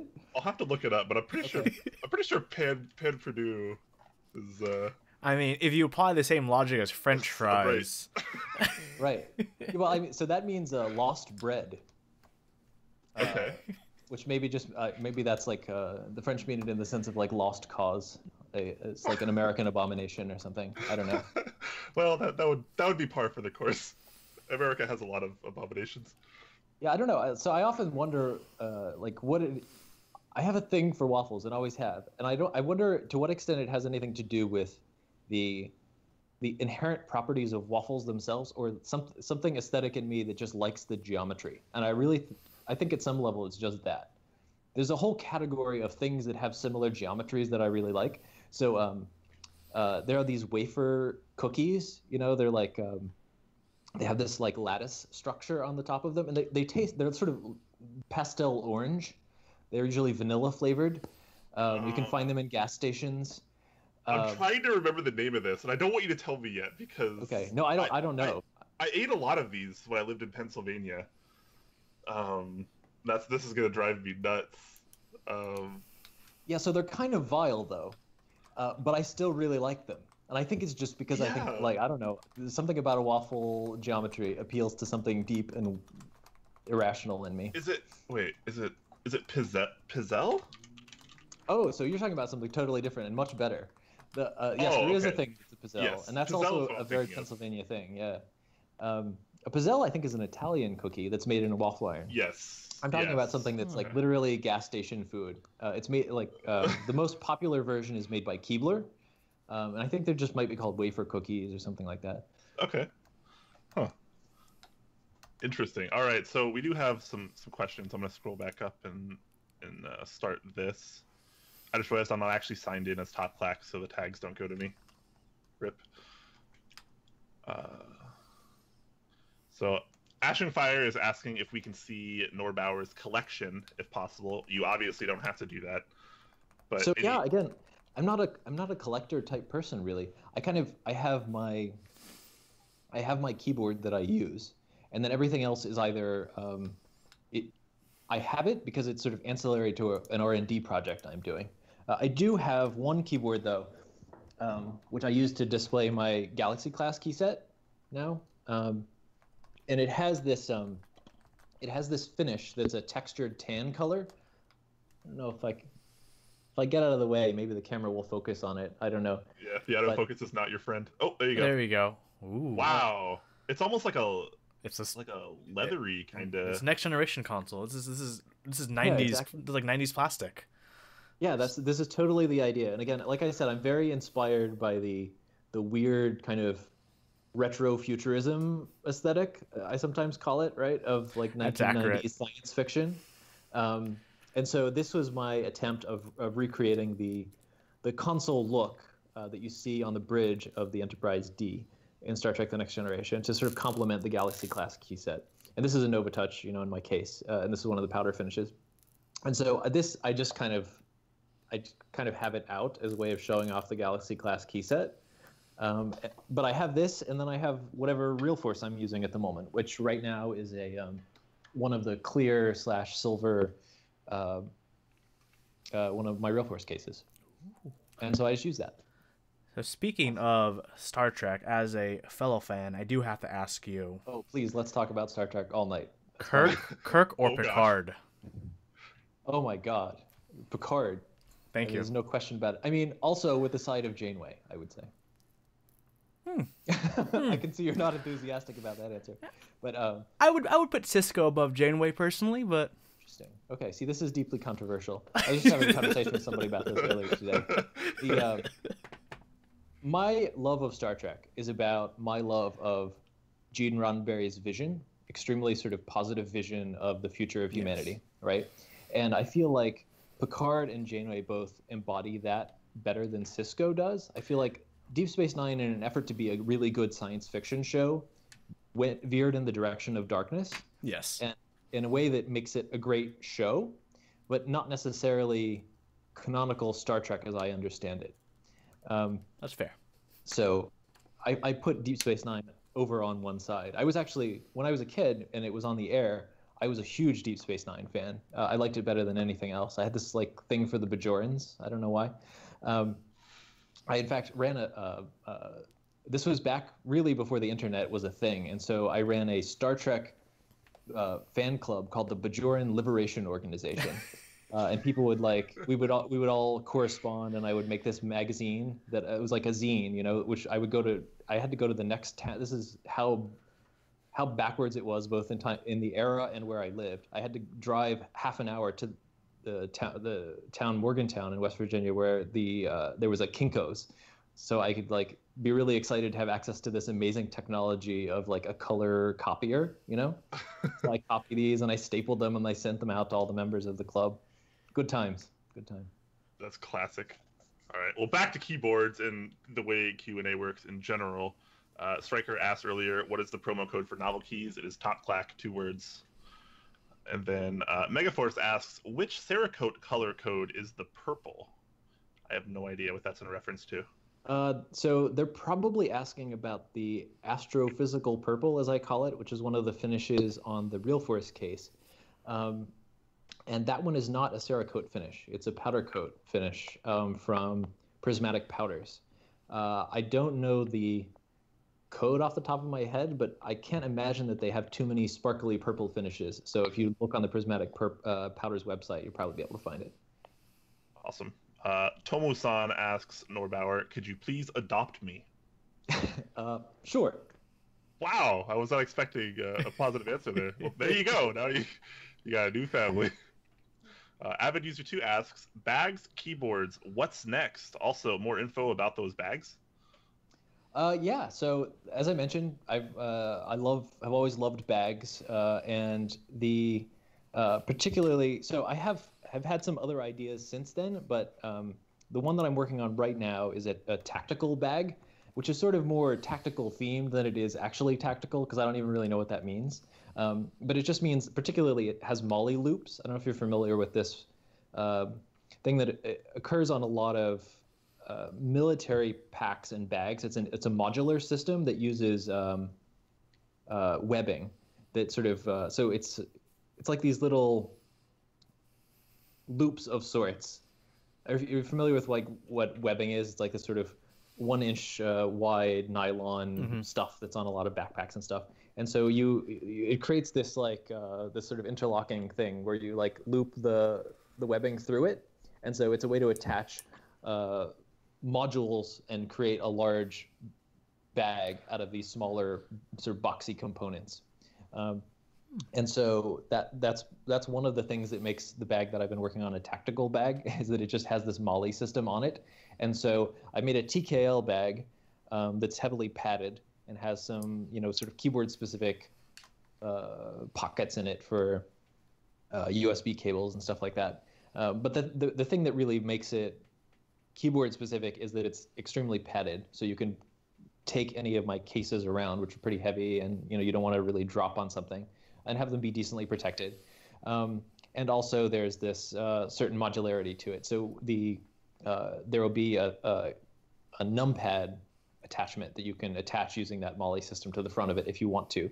And then there will also be a little, this is another thing that's seen frequently on military tactical style patches, is it has a chunk of Velcro wool, essentially. I can't remember whether it's the hooks or the loops. But anyway, so you can put patches on it. And so the standard one, I think, will be just like my little logo thing. Or at least that was the original idea I had. Oh, incidentally, this might be a point of interest. So you guys maybe have noticed that I have a little logo that I use sometimes on stuff that I make. I don't put it on the keyboard cases, again, because I kind of think that's gross. But, oh yeah, it's probably on one of the boxes. Yeah, so there you go. So that logo actually is a stylized portcullis, which is the crest of the House of Commons, where I used to work in London. And so it's just kind of like, it's a little thing from my background, in case you were wondering what that is. A portcullis is, it's like the gate that lowers in front of a castle, right? Yeah, exactly. So anyway, sorry, another digression. So my idea is I want to make little patches that represent whatever your key switch is, so people can show like what kind of switch they like, or basically maybe what kind of keyboard or switch is inside of the bag. I don't know. I thought that would be fun. So that's one thing that I'm working on. Honestly, though, the patterning is all done. All of the requirements are written up. I've been so busy with the Realforce thing, because the Realforce project was much more complicated than the NovaTouch, because I had to get a PCB made, I have to get the cables made. The design is a little bit more challenging. I went down this long investigation of maybe trying to do it in Korean also. I remember that. Yeah, and so I've just been very consumed by that in terms of like, I only have so much time and bandwidth for keyboard-related activities. So once I get the Realforce out of the way, and I've basically once the order is placed with the factory, and I can just wait for that long process to play out, then I'll probably think about doing the bag stuff next. But while I was in Los Angeles recently at DesignerCon, I met someone who she's a designer in Los Angeles who not only designs really cool bags, but she also manufactures them there right in LA. So she does the prototyping, but she has a team of people who actually make it. And it was really, like, the color combinations were just amazing. They were really just totally crazy. Neon stuff, like soft pastels, and all sorts of interesting complementary colors. The company is called Mokuyubi. You can look it up. I'm not sure I could spell it off the top of my head. Mokuyubi or something like that. At any rate, I sort of showed her pictures of my work and told her about the whole keyboard thing, which was entirely a new concept to her. And she said that she was very interested in some kind of collaboration, maybe. So maybe after the tactical bag, which is very black and sort of minimalist, maybe we'll do something wild and crazy with her. And one thing that she does, so she makes a ton of patches, like really crazy, cool patches. I think she's probably an illustrator also. And so all of her bags have this big, like, it's all Velcro wool on some large patch of it. And so it's kind of like her stuff is this sort of fun system where you can buy a bag and then get 10 different patches and kind of slap them on the front. And so I have this idea that it might be fun to just make a bunch of keyboard related, like, dorky patches. I don't know.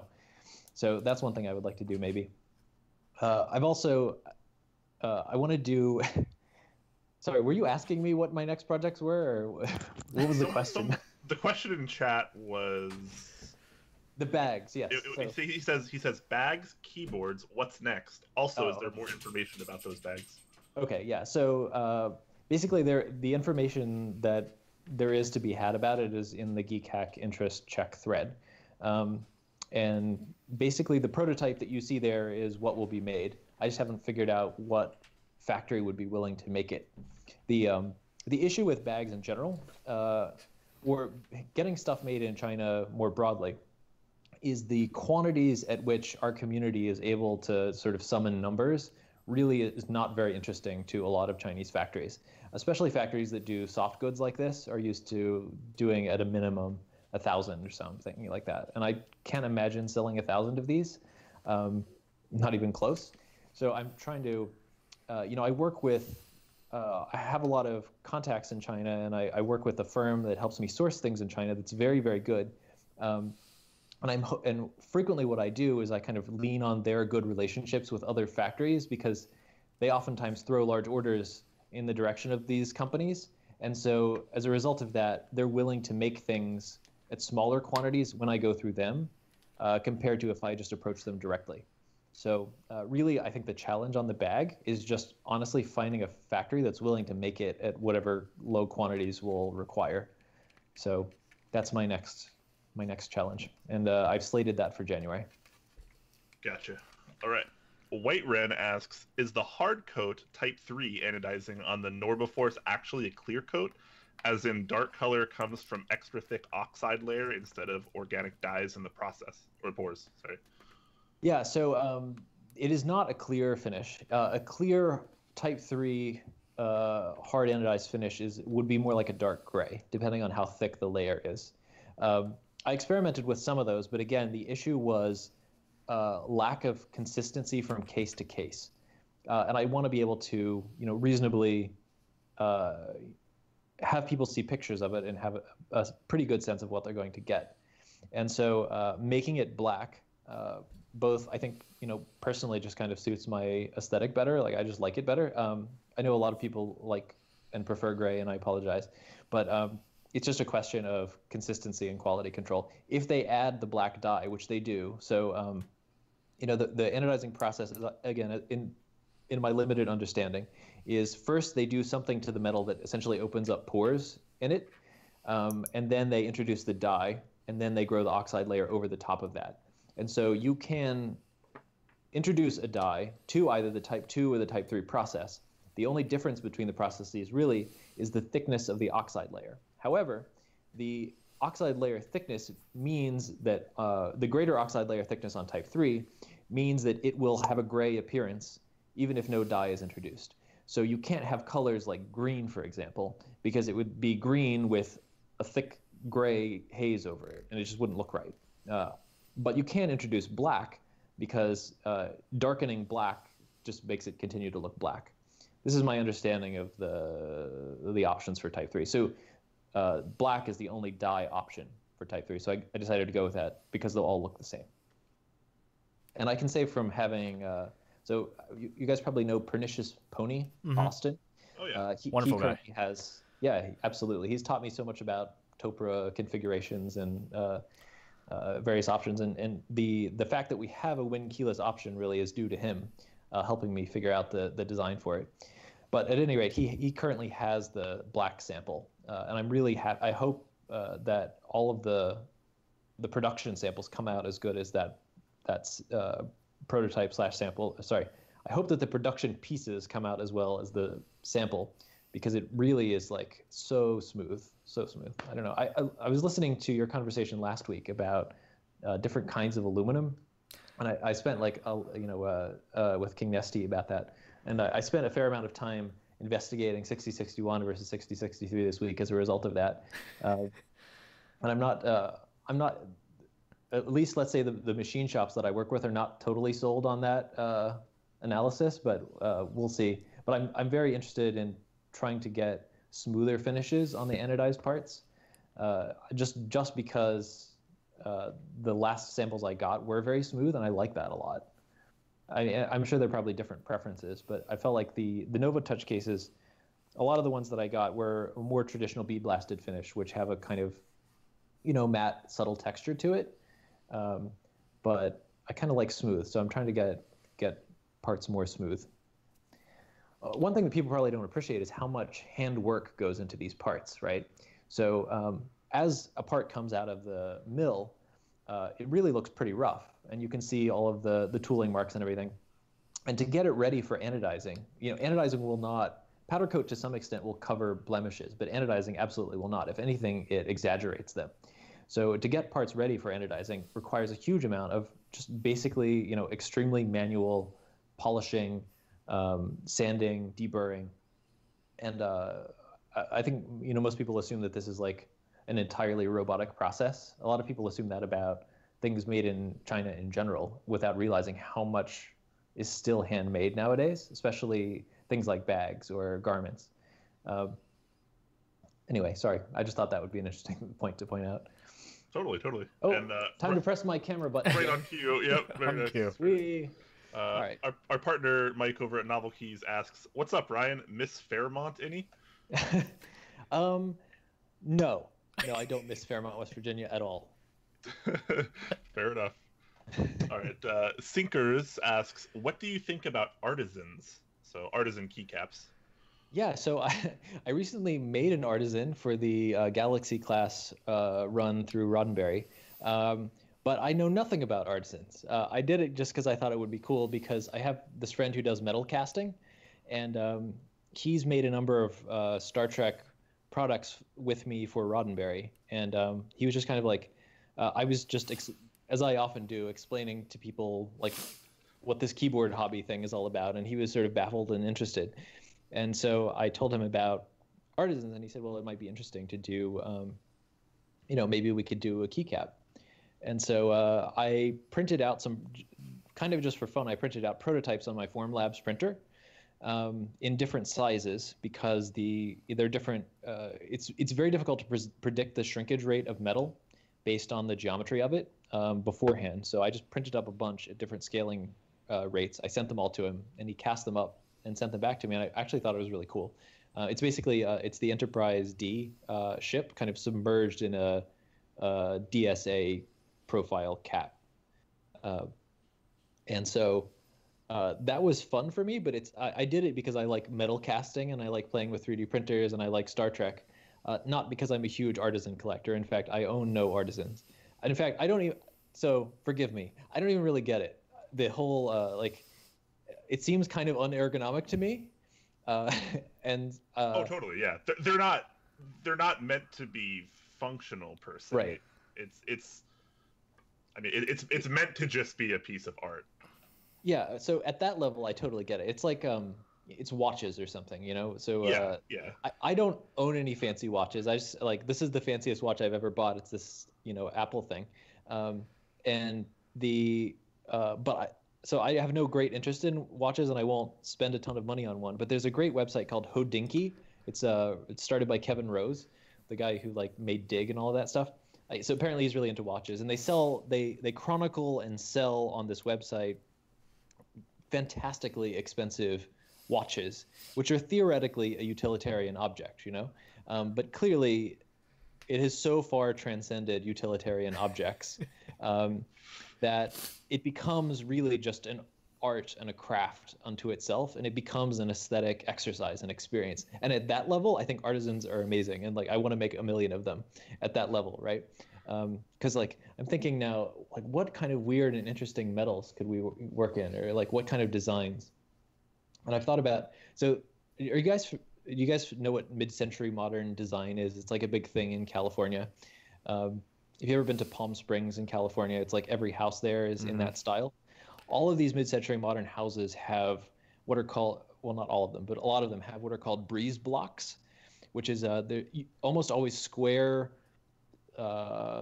cement blocks that have holes in them in a particular pattern that afford privacy to the person in the house, but allow sunlight into the property. And there's hundreds of different designs, these sort of modern 1960s, again, this is my retrofuturism coming out, all these interesting shapes and designs.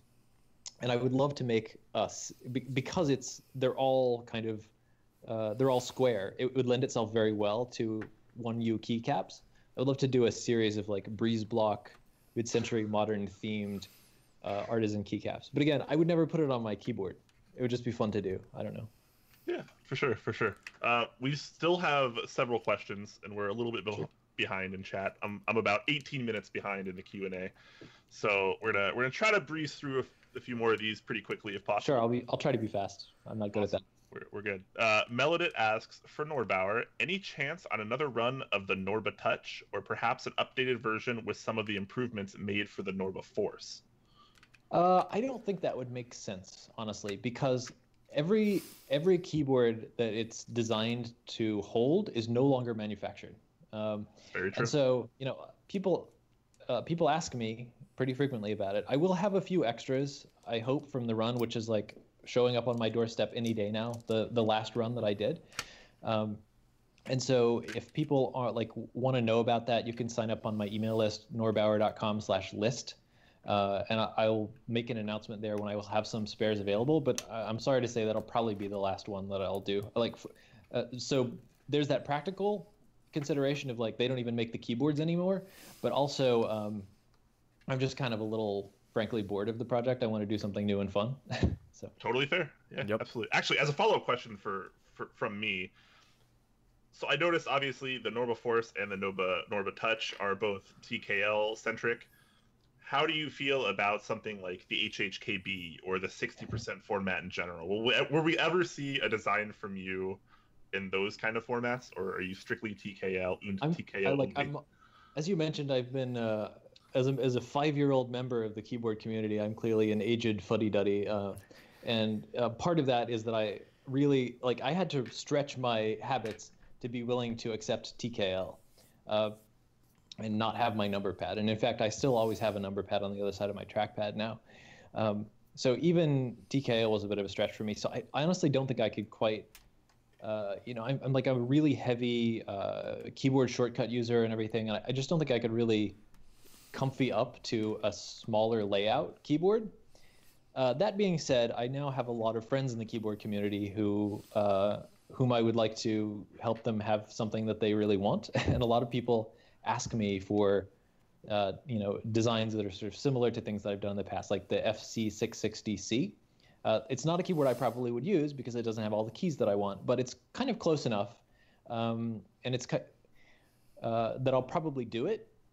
So I was always hesitant about that because I felt like I'm kind of a bit of a fraud if I make a product that I wouldn't actually, for a keyboard I wouldn't actually use myself, But if there's an interesting enough design challenge, I'm up for it. Or if it's something like I can really help people get something that wouldn't get made otherwise that they would be really excited to get. And I think that both of those apply to that particular project, so I'm probably going to do that. Cool.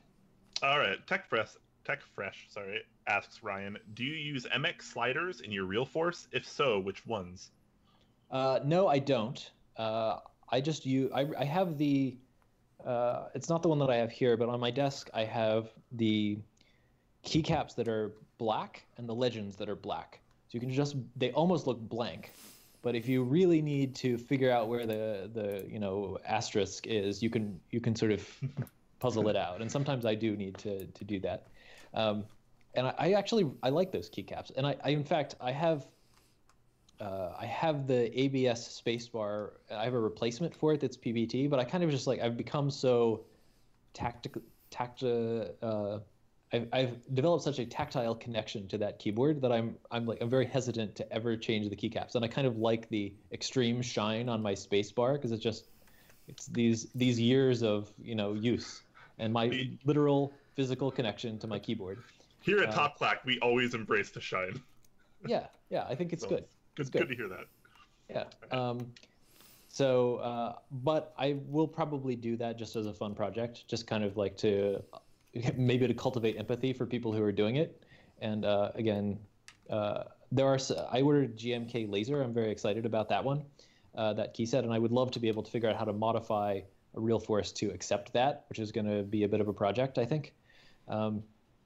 And so there are a couple of finishes in particular that match it well. There's the pink, what do I call it, Venice Beach, and then the sparkly purple one. So I'd love to maybe make a board just to do that. Okay. Avid User 2 asks, what keycap profiles do you like? Any favorite key sets? Let's see. So I do not own a GMK set yet. I've only had signature plastic sets. I'm sort of, I guess I should probably say Galaxy class because that's the only key set I've ever designed. But at some level, my appreciation for Galaxy class is partly conceptual. I'm not sure that if I didn't connect it in my mind to the design and aesthetics of Star Trek: The Next Generation, which I adore so much, that I wouldn't say it wasn't ugly. It's just it is that, it's a thing unto itself, and it was, I think I executed the design objectives of the project just fine, but not necessarily would I say that that's inherently the most beautiful thing I've ever seen. I tend towards very simple. So when I use my Cherry MX boards, I favored thick PBT blank keycaps. That's what I always liked. And so I had a mixture of gray and I think light blue or something, where the alphas were gray and the modifiers were the blue, something like that. That was probably my favorite keycap set, other than the standard Realforce black on black. Do you recall the manufacturer of that keycap set? I do not recall. It was in China. So actually, I can say there was someone on Geekhack who used to sell them. He had like a red dragon avatar. I don't remember his name. Maybe it was like he had a Chinese sounding name. Sounds so familiar. Yeah. He was like one of the, I don't know if he's still active or not, but he was one of the main sellers of keycaps back in the, 4 or 5 years ago time frame. I got them from him. Okay. HHKB for Life asks, when are you getting box Jade test switches? So that's a question for Huey and I. Right now, if you listened earlier, you mean these ones? A little bit. Yeah. Well, technically, we each have a box Jade. So there's that. So technically, we have a test switch each. But I think he's referring to when we actually get the shipment and we put them on a board so we can actually test it out. Wow. Because as Ryan Norbauer perfectly put it earlier, you can't really tell how much you're going to like a Switch by only pressing one. It doesn't really work that way. You can get a vague idea, but you actually have to type on a full board to get, the knowledge of that experience. And that's kind of how we feel as well. So if you were listening earlier, Novelkeys is having a little bit of issues with production on the Kale side for those, just because Huey actually talked a little bit about it earlier. The mechanism that puts the switches together is having a little bit of trouble with the thicker click bar. So Kale is working that out, and then they will get to Novelkeys. So a little bit of a delay, it looks like, but hopefully not terribly long. Maybe we can get some more information about that soon.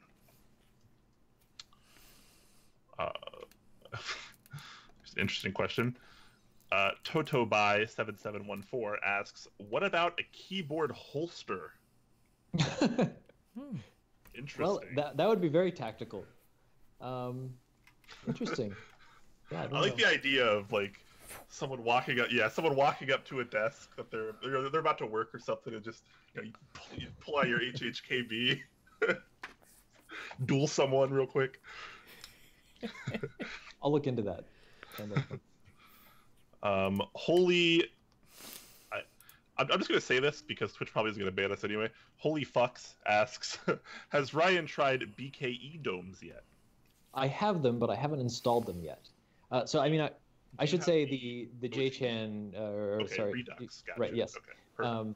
But so I have them sitting in my pile of keyboard things to do, which I haven't yet explored yet. But I did. So a lot of the footage that you see in that video on YouTube that I did of the Norbauer is of that sort of keyboard that's cobbled together from parts from Pernicious Pony, and that keyboard has BKE domes on it, at least as I understand it.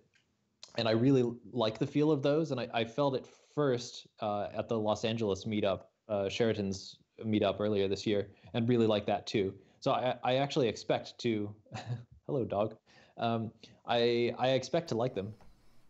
I just haven't yet installed.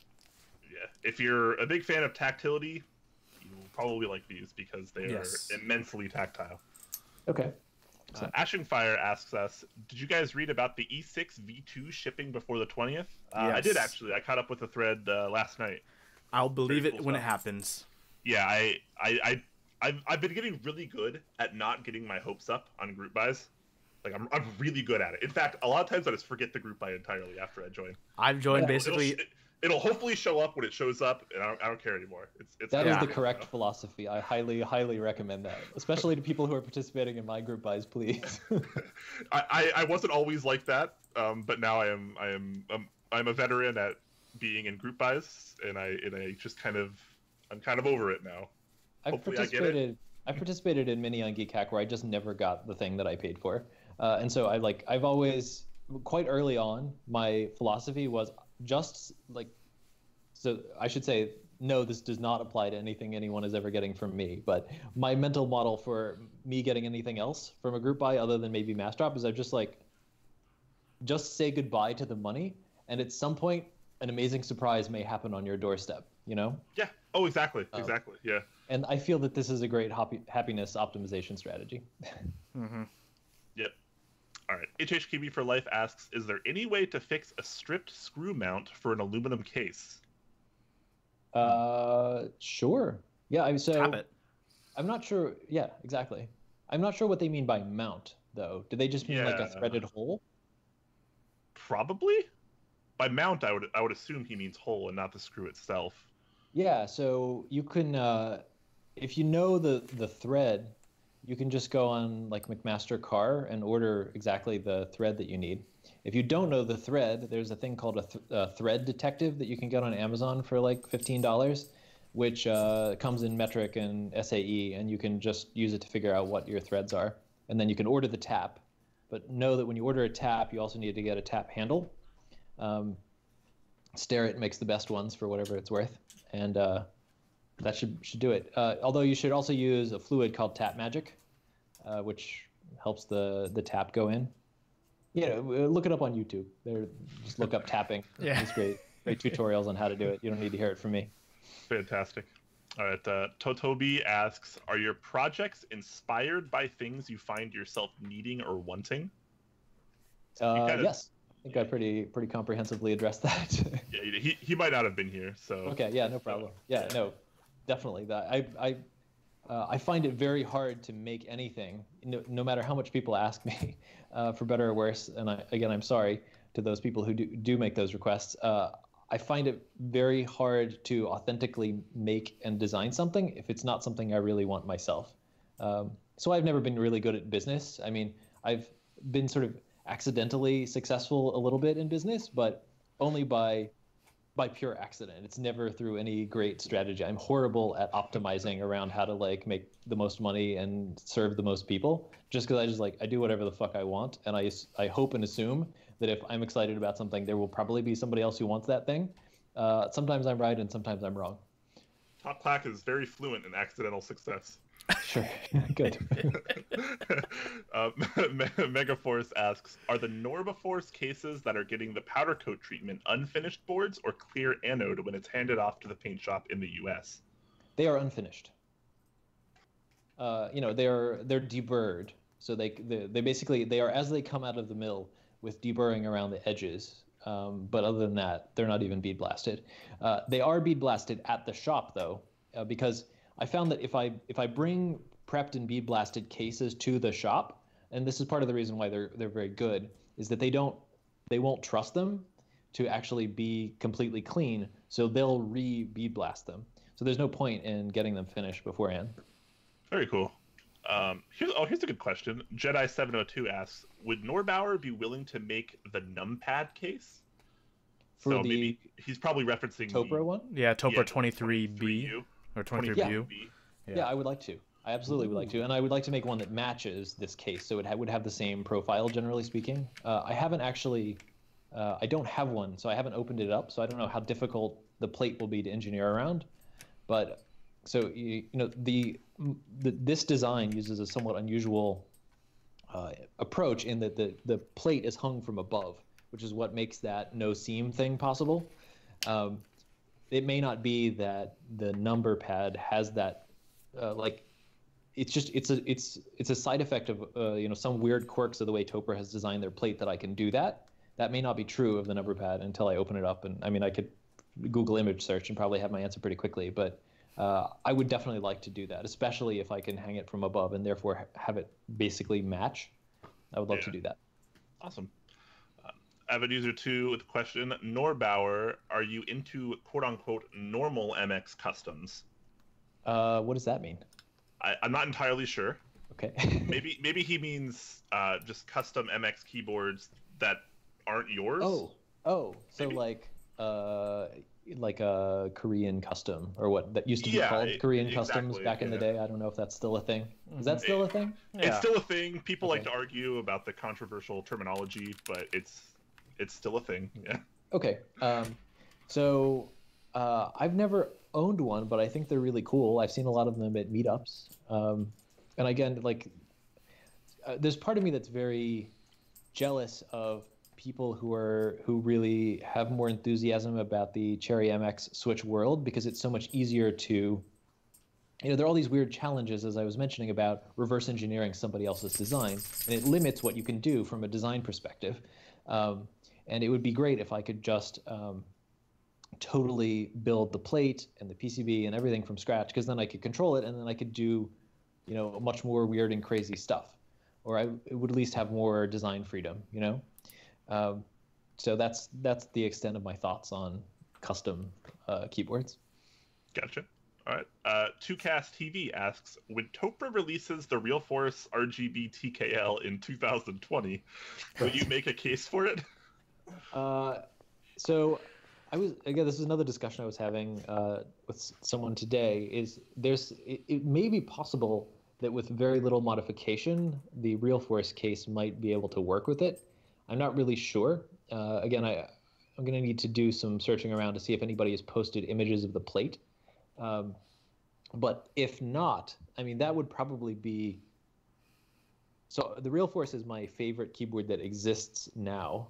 The Novatouch I like because it has Topra switches, but it doesn't feel the same to me. I don't like it as much. I don't really know why, but whether it's the plate or who knows why. I'm sure someone perhaps in the channel could enlighten us as to the technical differences between them. But for me, I'm just like, I'm not as happy with the Novatouch. So I have it as a way to have MX keycaps. So my hope is that the ultimate keyboard would be one made by Topra that has the Real Force feel, but is MX compatible. So if that happens in 2020, as you've suggested, and my existing case isn't compatible with it, I will absolutely want one, A, for myself, and B, to have an aluminum case, which means that C, yes, absolutely, I will be doing a run of them so that I can afford to get one for myself. Very nice. Master Wonder, this is a funny question. He asked, what's it like to have Norba added to any word to make that thing way cooler than before? I was extremely resistant. So people just kept calling my Novatouch case the Norbauer. Like, just, I don't know, it caught on Reddit or something, and everyone just called it that. So I just gave in, and I just called the other one the Norbauer, just kind of as a joke. But people seem, I don't know, for whatever reason, I guess it's kind of catchy or something. But. So just for clarification, do you like or dislike calling them the Norbauer and Norbauer? Let's say dislike, actually. I mean, to be honest. Okay. So what would you call your Novatouch case then? I would call it my Novatouch case. Okay. So what would other people call it though? The Norbauer Novatouch case? Sure. Maybe that's too polysyllabic. I don't know. That's what I'm saying. But like, it seems you need something. You need something faster to say. Something with pizzazz. In a conversation, because no one wants to type out Norbauer Novatouch case. I mean, to be clear, my objection is not that I think that it's like sounds stupid or anything. It's just that I don't feel like me as a person should necessarily be inextricably tied to the design. I'd rather just kind of step out of the picture, you know? It just seems vain to call it that, especially like if I just named it that. I don't know. I don't like that. Yeah, I mean, you dug yourself finally into the grave with the Norbauer. Mm-hmm. As soon as you call it that, it's over. I've given up. Like I said, people call it that no matter what. So next is going to be the Norbapad then, right? I guess so. Sure. Yes. Give me a reason to own a numpad for the first time ever. You don't like numpads? Numpads are the best. I am not okay. So I don't actually like type for any of my professions. I type because I like to type. I'm a PC enthusiast, and I always have a keyboard in front of me when I'm at home. But There's nothing I really need to do that I need specific keys for, and that's kind of why I fell into 60%, because I just like the look and feel of them a little bit more, and it's just more functional for me as a gamer typically, so I can have that extra space to swing my mouse wildly around like a crazy person. But yeah, I don't remember the last time I think I could have really gotten a benefit out of a numpad. But I would like to own one, just to own one. And if it was designed by you, then that's a little bit more incentive for me, because it'd probably be pretty cool and it would match the Norbauer. Yeah, I think that actually numpads are probably terrible, and I wish that I'd never been exposed to one. The reason I always have one is just because if I don't have it there, I just reach for the empty spot whenever I'm going to type a number. But if I'd never grown up used to having a number pad, I probably would have just learned to use the number keys more naturally. And I still have to I slow down a little bit when I'm reaching for the numbers on my keyboard.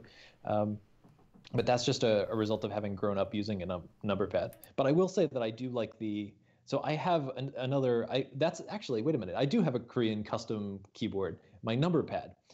It was, yeah, it's one of these that's like the plate was machined and somebody assembled the switches. It was like, what is it, Super Ergo Clears or something? Is that a thing? If it's not, it needs to be. Okay. So again, this was assembled for me by someone in Korea who also arranged the Real Force case. And I really like that thing. There's just something about the compactness of this little like super mini keyboard. I don't know. As a thing, I just like it as an object. So maybe you can appreciate it at that level even if you never press a button on it. Most definitely.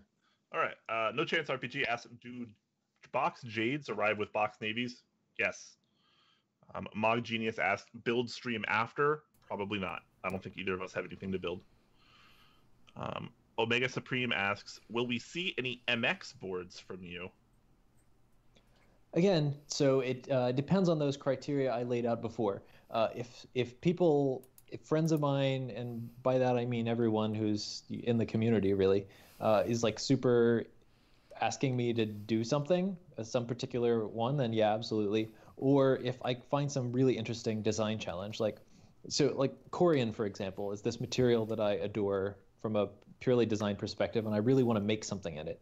But there are certain design limitations that made it difficult because the Real Force is reverse engineered and I have to work around the existing plate, that it made Corian unsuitable, essentially, long story short, for this particular project.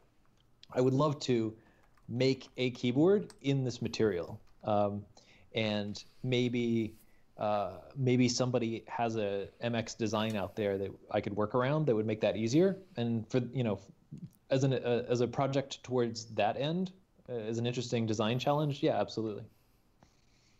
Cool. So who knows? All right, we're actually coming up towards the end of the questions, finally. Avid User 2 asks, since you like full size, have you looked into making a full size Real Force case? I've thought about it. Many people have asked. My hesitation about custom full size cases is that they get really expensive, like shockingly more expensive, more than you would think, because you're just really theoretically adding this small amount of more material. But the way machine shops work essentially is there are different types of machines that can be used for certain work areas, and that's actually that size of a part is unusually large for a lot of machine shops, at least the ones that I work for, work with. So even the TKL boards are kind of on the upper size of what a lot of people are asked to CNC machine. Because I mean, if you think about it, really, machine shops make machine parts. They don't make huge metal sculptures, right? They make components of larger things, and very rarely is a component of such a thing, of a machine, as big as a 100% keyboard. So for whatever reason, and I've gotten some quotes in the past on 100% sized keyboard housings, they're just like fantastically more expensive. And I don't know, everyone keeps telling me that and my observation when I go to keyboard meetups is that the focus seems all to be on smaller keyboards. So I think that if you combine the fact that it's inherently more expensive, and I would assume that fewer people would be willing to join such a group buy, that the economics of it would just be very challenging. So that's been my hesitation on it, really. Yeah, very good points. He follows up by asking if you're into trackballs at all. If yes, is that something you would ever create a case for? That's an interesting thing. Never thought about that before. I think I find trackball, I don't use one, I use a trackpad. So my setup is TKL, trackpad, number pad. Ever since I discovered that orientation, I really love it, because I used to always get horrible rotator cuff issues from using my mouse on the right side of my 100% keyboard. And it turns out it's just from, stretching so much to get to the mouse. So I like having the number pad there, but I use it very infrequently. So it's nice to have the mouse, which you use much more frequently, next to your keyboard, but button time. But to still have the number pad available when you want it, right? So I use a trackpad. I use the Apple trackpad because I use a Mac for the most part. But I find trackball interfaces, or just like the hardware, really cool. Like they just look interesting to me. So that would be cool, I guess. But I probably, again, it's one of these things where I'd feel like I was a fraud because I don't actually use it. So I would need strong input from a hardcore trackball user to know what exactly the design requirements are of a thing like that. Interesting. This is actually the first time I think I've seen someone that uses a track pad. Really? Yeah, I kind of forgot those were a thing because I mean most people use mice, and I know a lot of people in this community also prefer a trackball. But Sure. I can't remember the last time I ever saw someone that used a trackpad on a presumably a desktop PC. I imagine. Yeah. So I should say I'm not a gamer, so that may have something to do with it. And in terms of my not having the requirements of the same kind of precision that a mouse can afford, but I also just I found that using a trackpad was better for my shoulder issue, and that's how that's why I stumbled into it.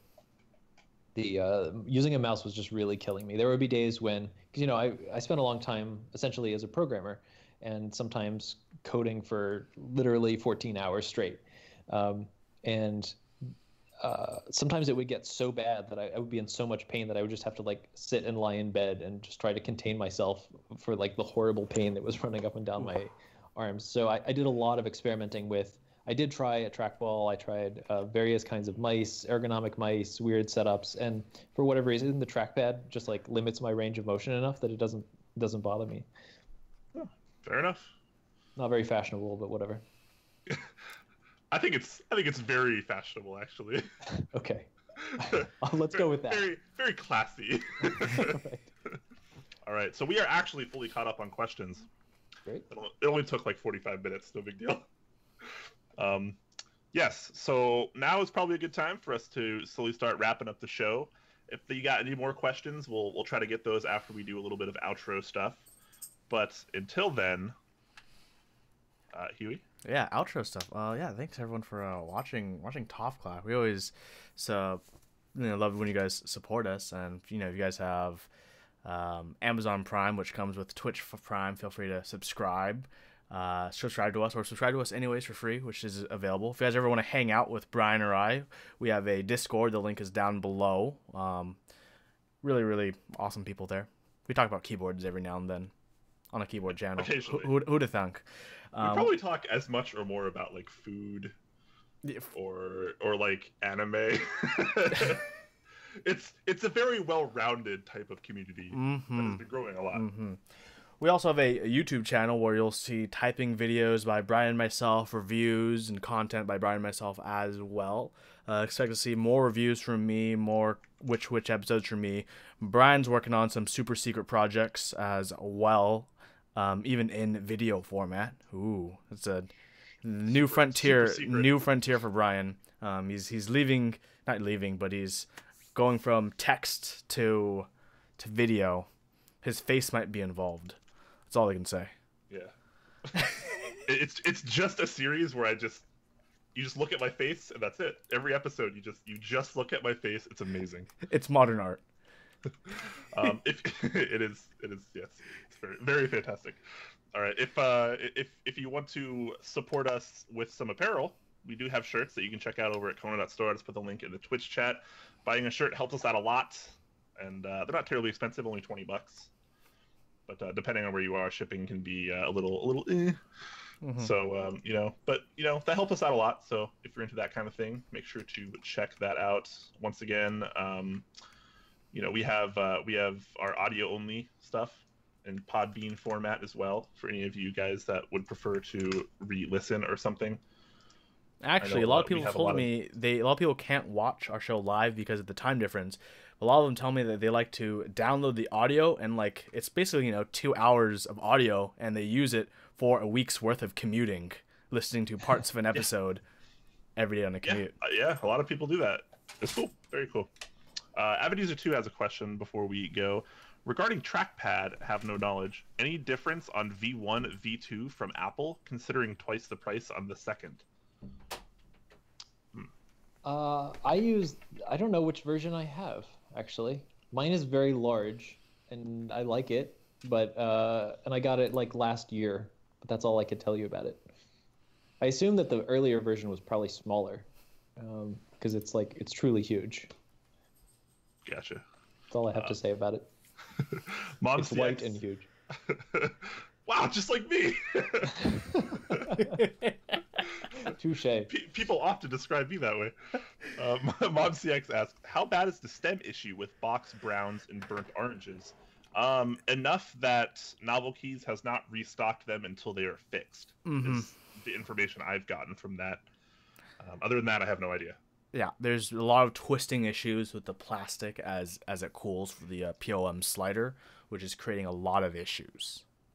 Yeah, what you could do is, you can head over to our Discord where Mike is also, and you can just pester him there. Just tag him a bunch and be like, "What's this and that and this?" And no, don't do that. Don't bother him. He's still in the corner crying because of the Cherry Silent Black group buy. Rightly so, also. Yeah. Professor Pepper. Yeah, Professor Pepper asks, Huey, did you mention on which switch that ideal and measured force curves differ for some switches? Could this be down to variation in individual manufactured switches? Yeah, so I did mention that. It can come down to individual manufactured switches, the ideal versus measured force curves. The ideal force curve is what the design is based off. The measured force curve that is taken through a lot of different cycles. So when Hata does his force curve test for a switch, for example, he doesn't just take one sample and just make one curve. The curve that you see from Hata, he actually doctors quite a bit, so it has a more of a tangible shape. That's why it actually takes him a long time to make these force curve graphs. So even his realistic ones, realistic, they will always differ from the ideal. But the key thing is to show the shape that they have.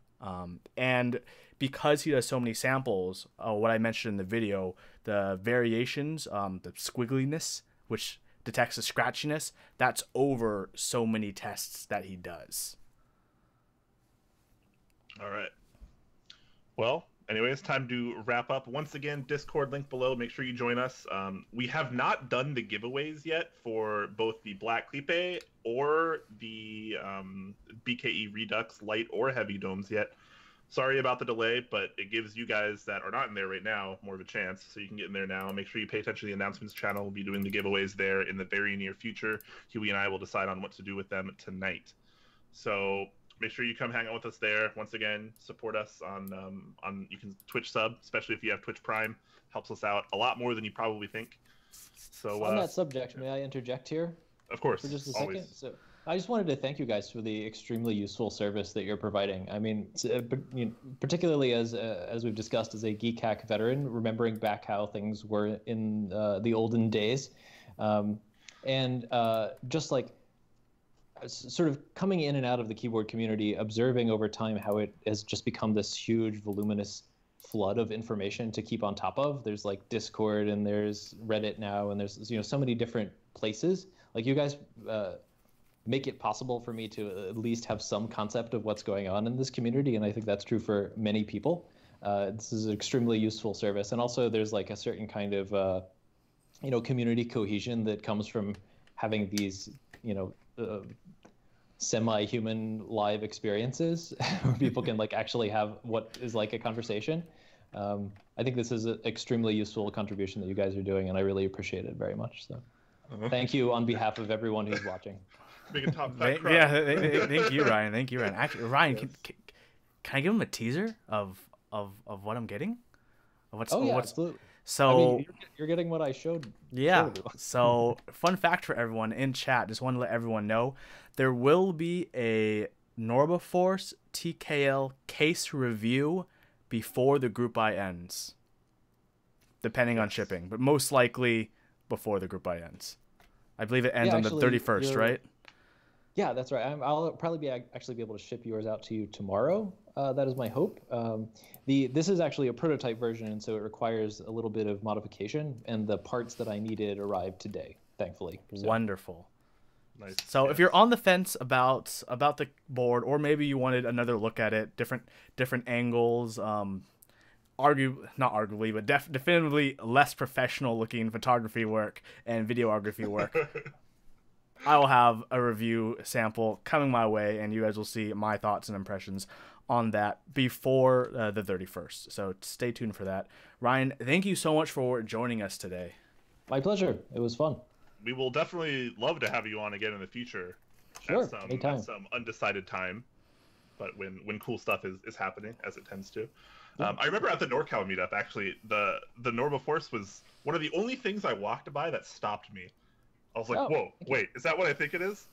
And I just had to sit there and type on it for a while. I don't think you were around. I was kind of just like, it was incredible. I loved it. I thought it was one of the best things at the meetup by far. So awesome. Really, really happy that Top Clack is able to get our hands on this. I'm happy to oblige. Well, everyone, we'll see you next week at 6 p.m. Pacific time, as we always do. Stay tuned on our Discord. We'll probably be announcing there who our next guest will be, because unlike last week, we don't already have one lined up super far ahead of time. But we're working on it. We're not always professional. But darn it, sometimes we try. Sometimes. Thank you so much, everyone. See you next week.